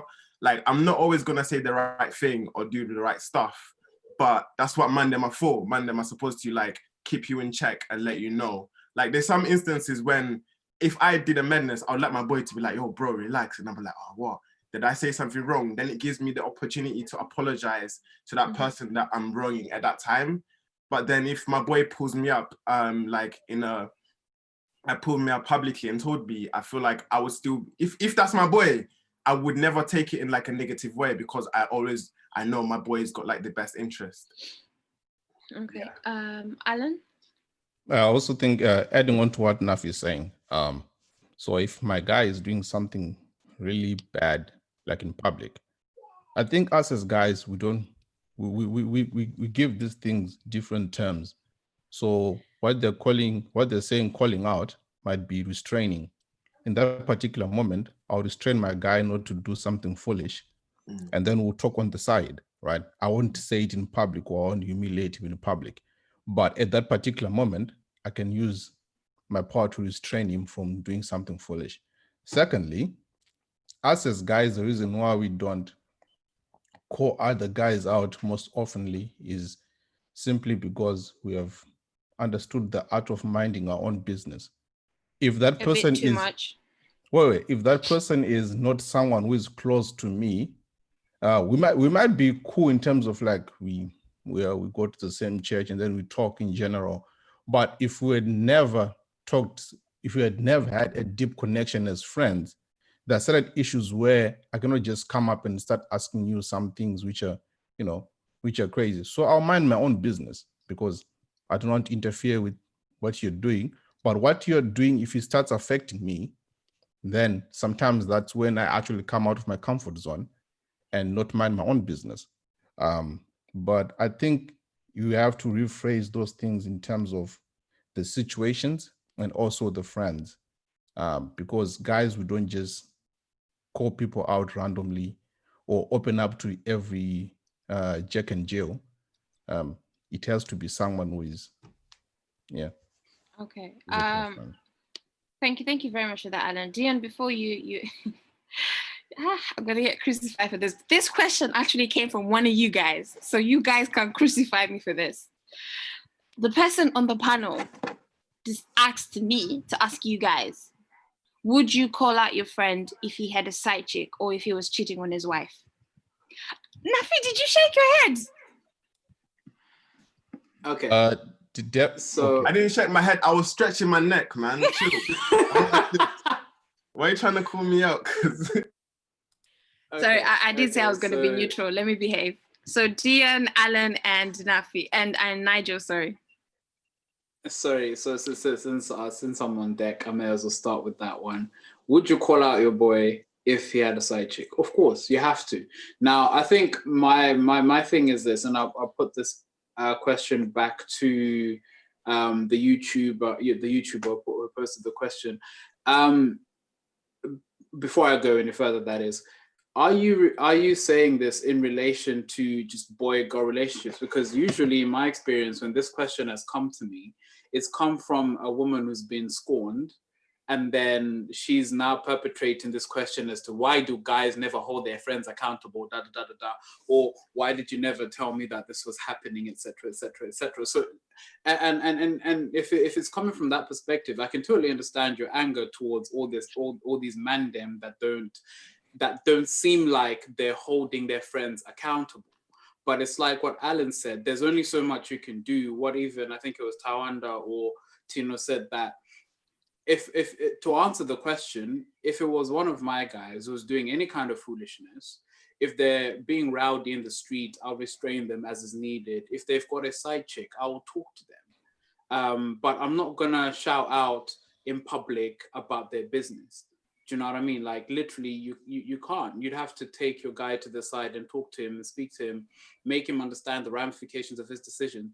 My personal favorite way to deal with this is to ask them, if the tables were turned, how would you feel? Because I know most guys on here, if not all guys in the world, absolutely detest the idea of their girl having a side dude, right? So if the tables were turned, then how would you feel? And if you'd feel the same, my thing is, then you have to go and correct your actions. Usually when girls are offended by my response, it's usually because I haven't gone to them specifically to tell them that my guy has a side chick. Now, and also the other thing is also that they expect you to drop your friendship with that guy. Now, this is the part where I guess it gets a bit iffy, because the text that was read was said that should you try everything and then they still don't change, then they have now they should become to you as a pagan. And I don't reckon many people many guys, myself included, ever treat their friends like a pagan for not actually adhering to what is it?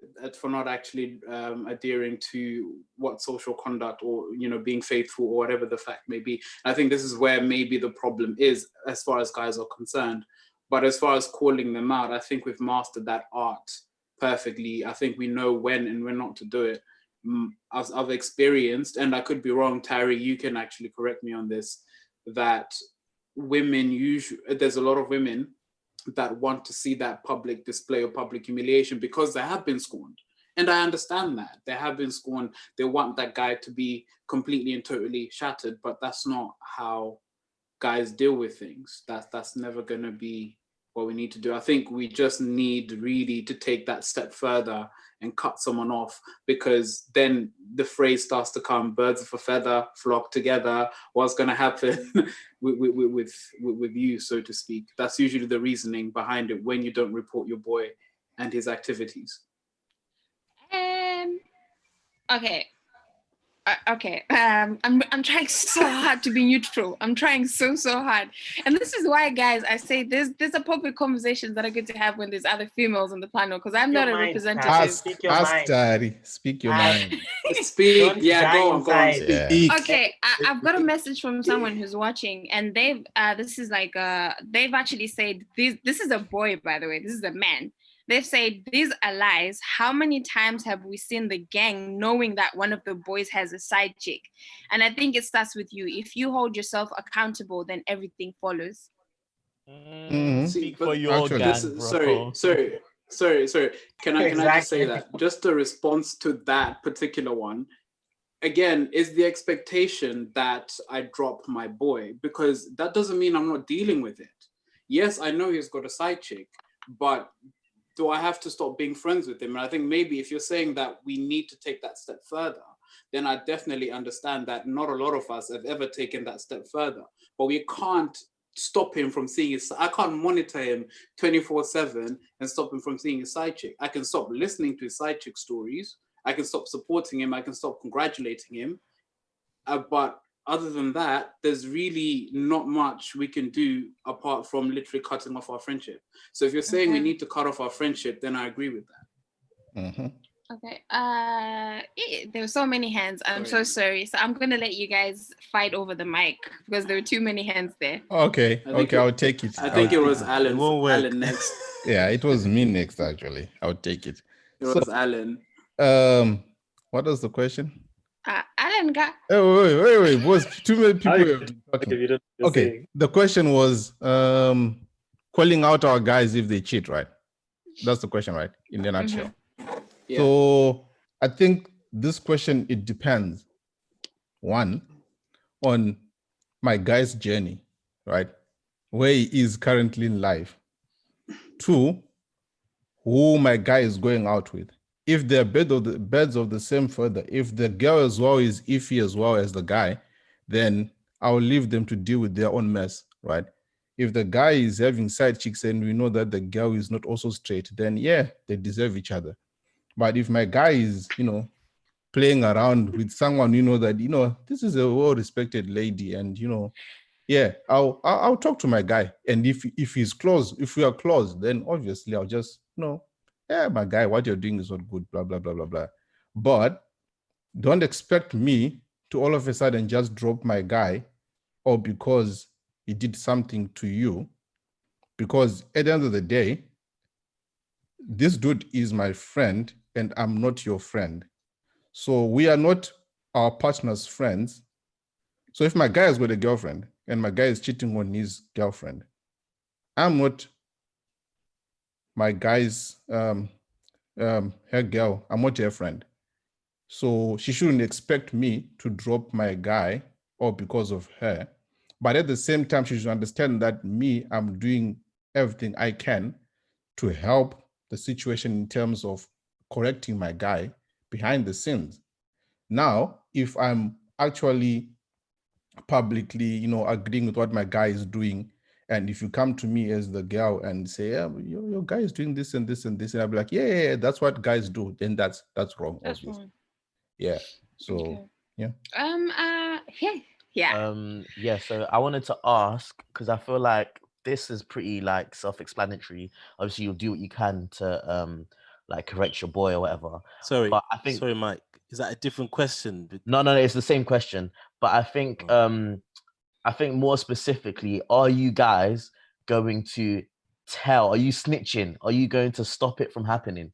I think that's the crux of the issue, because correcting your boy on the sidelines or whatever, or stopping being friends with him, that's amazing. But are you guys going to intervene? Are you going to say, okay, listen, you need to stop doing this? If like on TV, if you don't tell them, I will. Like, are you guys going to stop the cheating from happening? All of you answer. I wanna say what Alice said. Like, I'm not gonna like put surveillance on man, and like everywhere he goes, if I see him with a sighting, I'm gonna be like, stop it right now, go home. I'm not gonna do that. That's not my business. And I think maybe sometimes guys, like our mind your business gene is sometimes too strong. And yeah, you can tell your boy what you're doing is wrong, and you need to stop that, and you need to be more respectful of your relationship. If you don't want to be in a relationship, leave, and you need to come clean. But most of the time, I know for myself, I was if I was ever in that situation, God forbid, but if I found out that my boy was cheating on his girl, I would tell him that he needs to stop and come clean to his girl, or he needs to tell his girl and leave the relationship. I personally, I'm not going to go and do BBC News and tell the girl what he's doing, because sometimes it's not really my place. Because then what happens is you then become the middleman for this this situation that has happened, and now the girl is like, she's telling her side of the story. Your boy's telling. I'm like, this is not a matter for me to handle. This is something that you two need to handle. Whatever happened, this is your thing. I just called out what I saw that I thought was wrong. So, and I just saw the question saying, would you call it out if he was your uncle or your father? That one, 100%. You have to call it. You have to tell them, and it's the same. I think it's the same.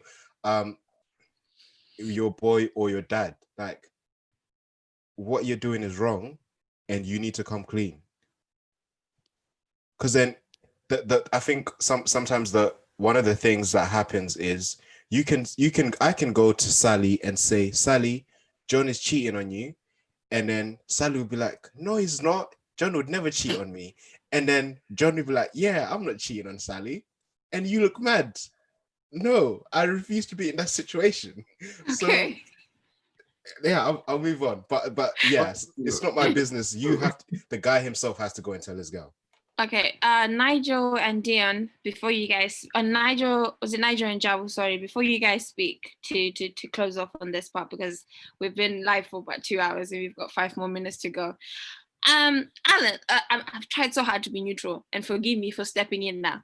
But Alan, there was a part where you said that if a guy is cheating on his girl and the girl is not so much of, trying to think of what you said.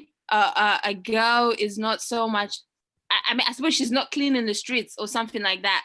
Then, therefore, I wouldn't see the need to then intervene in that part. But are we now not leaving out the concept of whether the partnership is trash? Are we now not leaving out the concept of really rebuking our brothers and sisters, no matter who they're with? I can rebuke them like what Tino said, right? As a guy, I would tell my friend that, yeah, I don't think what you're doing is correct or what you're doing is right. But I won't go out of my way if I know that both of them are in the same boat. And at the end of the day, all these things, they usually correct themselves, right? Nothing hides forever. It always comes out anyway. So if they're in the same boat, let them deal with each other. That's not my business. It will only be my business if it involves people close to me. Let's say maybe my cousin or my sister, or, people in my vicinity. Then that becomes a bit close or personal for me to deal with. But in that aspect or in that regard, I will just mind my own. Okay. I don't know. It sounds like you It guys sounds would like allow. select review Brookshin. Yeah, you guys would Oh. allow people to be getting rubbished for years. That's what it sounded like. You, No. yeah. I said I can only leave it like that if they're in the same boat. So if we actually know that the girl also is not straight, right?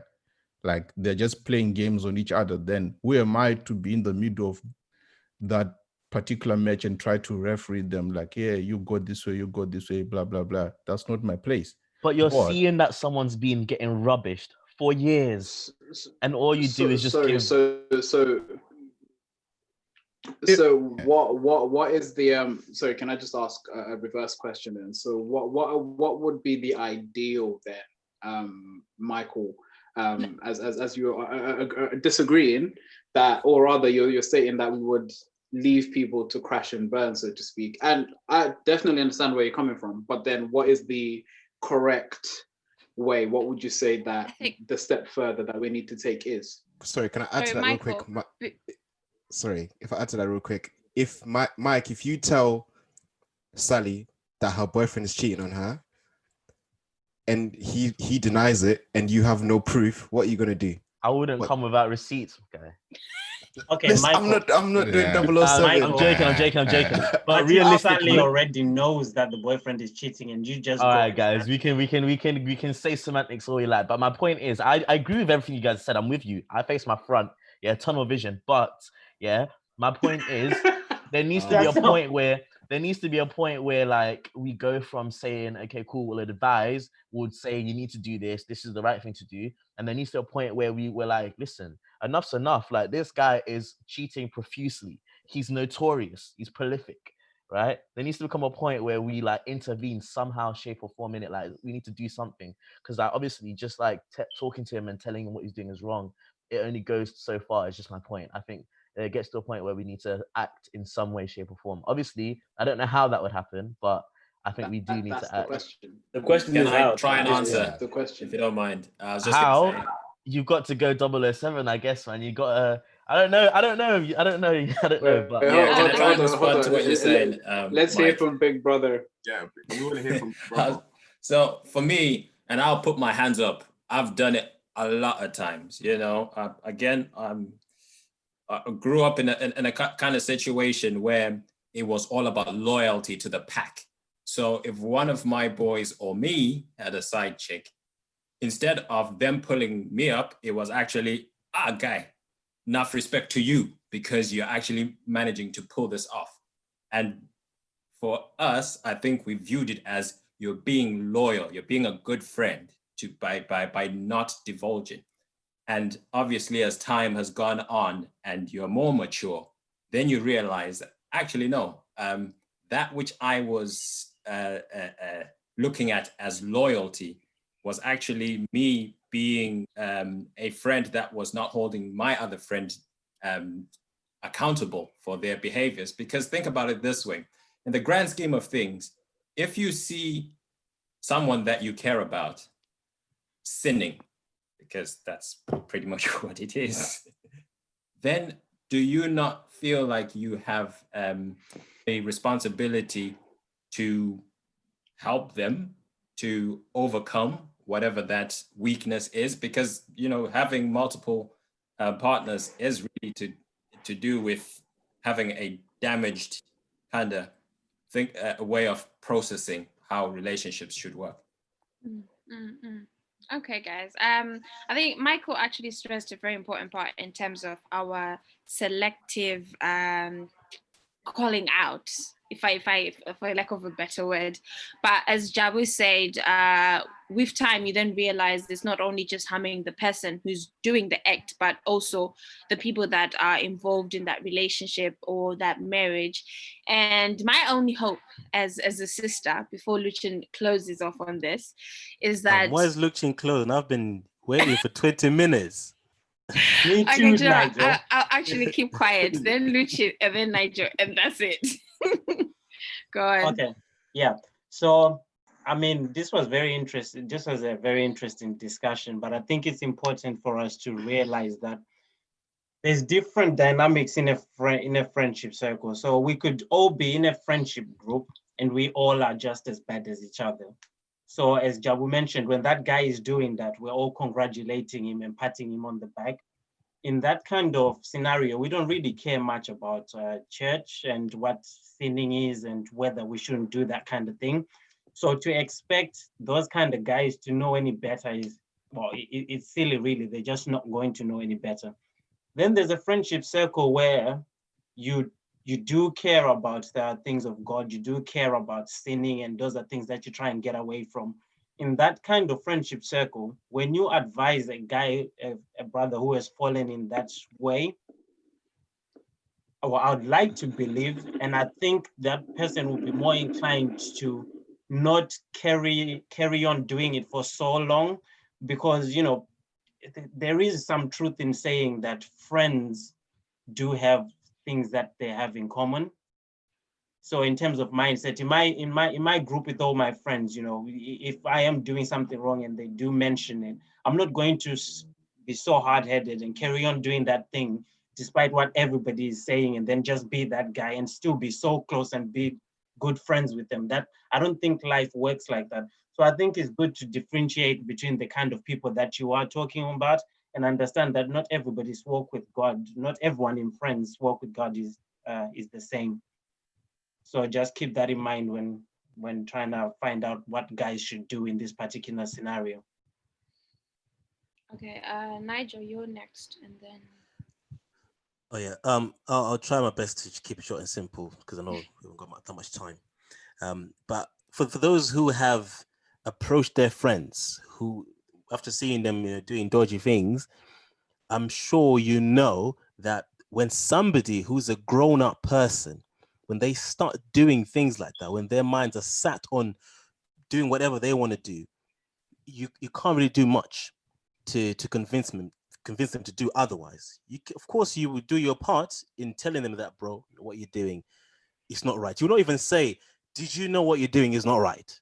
Because it's not a secret. You say, you know what you're doing is not right. Right? Why are you doing it? And I guess at that point, it's not just a matter of them just stopping what they're doing, because I think we are looking at this as a simple thing of saying, okay, I'm going to tell you to stop having side chicks, and then tomorrow you're going to stop having side chicks. Maybe it's not as simple as that. Some of these things are habits that we've picked up for a very long time, and it's not just something that's just going to go away overnight. And some of these things, you know, if we can agree that a sin of lying is more than just saying to somebody, don't lie, and then tomorrow they'll stop lying. It's a spiritual thing. It needs much more intervention than just saying, stop it, right? Then why are we very selective when it comes to somebody being unfaithful to their partner? Why do we look at that as something that's just, you know, something you can just change overnight? And then when it comes to lying, we say, oh, you know, yeah, we know it takes time. Why are we selective like that? Some of these things are very complex. It doesn't just change overnight. So I've spoken to somebody before who was doing what they were doing, and you realize that this is not as simple as that. And you see that sometimes people talk of, you know, generational sins, something that their father was doing, their grandfather was doing. It's something that just gonna keep on passing on and passing on, and you think it's something that's just gonna go away just because I put you to the side and talk to you about it. It's not really going to change anything. So I feel like the thing that needs to happen is maybe me and the girlfriend who's concerned, if you really like the guy, we really do need to do some deep prayers instead of just shouting about it, because it won't change anything. Sorry, who needs to do deep prayers? Myself and the girl who is complaining about their man being cheating on them. Because if you really like the person, then you have to want to do something that will help. Otherwise, just leave. You can't come to me and start complaining about your man cheating. And then at the same time, when I say, let's do something, you say, oh, I don't want to do it. If you don't want to do any form of intervention that's spiritually benefit, that just go. Don't come to me and tell me that, oh, it hurts me that they're cheating. Why can't you do anything about it? I can't do anything about it. I'm not God. The only person who can actually do something significant about this is God. So me and you, if you really care about this person, if you really love him, because it's not a secret. I know that he's doing what he's doing. You know that he's doing what he's doing. You want to be in this relationship. So you've got to come up with a way of staying in that relationship and changing this guy. We know that if you have spoken to this guy, you've been in a relationship with this guy, you've said I love you, he said I love you back. If you can't change him, how am I going to change him? So clearly this needs something that's more powerful than me. And then we're gonna have to go on our knees and pray. I love my brother. I'm ready to pray for my brother. If you love him, if you want to continue with the relationship, then come, let's pray. If you don't want anymore, if you don't want to do that, then leave. Let someone else come who's ready to do that commitment. That's all I can Mercy. Okay, That was a lot of wait. passion. No, What? no. Hallelujah. No. We're gonna need a part 3, Terry. Wait, Okay, We're gonna get to the bottom of I this. thought the You whole guys- point was the guy knew, but the girl didn't know. So should the guy tell the girl? Well, that's a different scenario, I guess. That's snitching now. That's what I want to Okay, know. you guys need. If Okay, That's go what on, the Nigel. question was, no? Yeah, if she doesn't know, am I gonna tell her? Or Yeah. am I gonna tell him? I'm not gonna tell her. I'm gonna be honest with you. I'm gonna tell him. I'm not gonna unless you're like Alan and Wimbai, where I knew Wimbai from day. I met Alan separately. I didn't meet Alan because of Wimbai. Then of course I would tell the other person. But if I met you through my guy, come on. You're But to be honest now, if you knew the girl and if you didn't know the girl, what difference does it make? Because she's still the same person at the end of the day. No, it So makes why- a difference. Relationships, mate. It makes a Relationships, I difference. think, If it's a girl I grew up with and you're messing her up in that way, then I'll talk to you first. But at the end of the day, if you don't change, then I might be obliged to tell her because maybe she's a cousin or she's a sister or it's different. There are different levels to this, I suppose. But you see, this is why I was saying, it seems like there's selective calling out. No, it's got to be selective calling out. guys, This that's is life. selective. though. This is selective teaching now. There has It's to not be selective selective. calling That's out. just life. It's just how Yeah. life Black and goes. white, man. I think maybe we need to do as Nigel said and call it any injustice an injustice, regardless of which side it's coming who's from. being If it's an cheated injustice, on. an injustice. I think the biggest question will always be forever, will we then go tell the counterpart? And this is where so many variables come into play, because I would in turn ask the same question to the girls. In fact, would you go and tell your friend's boyfriend that she's cheating? Hey, No, Do you see what I they ain't mean? doing Like, that. They ain't doing that. Come on. No. But again, it goes back to what the verse said, right? Deal with them in secret. Then if they don't, then take a witness with you. And if they don't, take it to the church. And if they still don't, they should become as a pagan to you. I.e., listen, if you're gonna keep with this behavior, you and I can't be in the same circle, because effectively that then in turn tells that then can influence your Deon? relationship. But that's Deon? how it's supposed to be. I'm not saying that's what I do. Deon, can I just respond to Deon quickly, just with the Yeah, different... you'll be the last voice. No, wait, I got Sorry. one. So Tari, can you please answer if you would tell the guy, please? No, see, but this is why I was saying to you guys, these conversations are better when there's other females on the panel. Yeah, that's true, but answer the can we question. get your Answer the answer, question. though? Answer the question. What was the question? Would I tell? Please. For your girl. Would you Okay, tell would the I tell guy that your friend is cheating on him? Yeah. No, the way that I would approach it is to tell her, wait, no, African, give me a chance. I would tell her, if you don't tell him, I'll give you some time to tell him, but if you don't tell him by a certain point, then I'm going to approach him about it. And that's the way that I've dealt with most of these situations. What? Okay, respect to you for that. I like that. Respect to that. My question for the guys is, if your boy's girl was cheating on him, are you gonna speak to the girl or are you gonna speak to your boy? Because if you're gonna speak to your boy, we need to apply the same energy. Go first. Yeah, I'm applying the same energy. The person who's cheating is the one that needs to deal with this situation, because there's like, yeah, my boy's gonna believe me, but it's not gonna stop her from continuing to cheat. So I need to Yeah, go. no, I I'm need to telling my go and boy. have. I'm I need sorry. to go and have that What do you conversation. mean the same energy? I The would guy tell is my my boy. boy- What No. are you I talking about? think No, keep the Talk to same the energy. girl Talk to the No, person Okay, who's cheating. okay. no. This has nothing to Why do are with you doing keeping the chatty same patty? No, Why are you doing energy. Stevie Wonder when it's your Okay, boy guys. cheating, but when it's the Tino, girl, I it's think not? Speak, I think Tino. to answer Speak, Tino. I think to Michael, answer stop your being an question, Tino, instigator. right? To answer your question, or to conclude it, whatever. Yeah, thank you, Don't Alan. conclude. I was gonna conclude Deon's Okay, point. okay. I'll just answer and I won't conclude, right? So if a girl is cheating on my guy, right?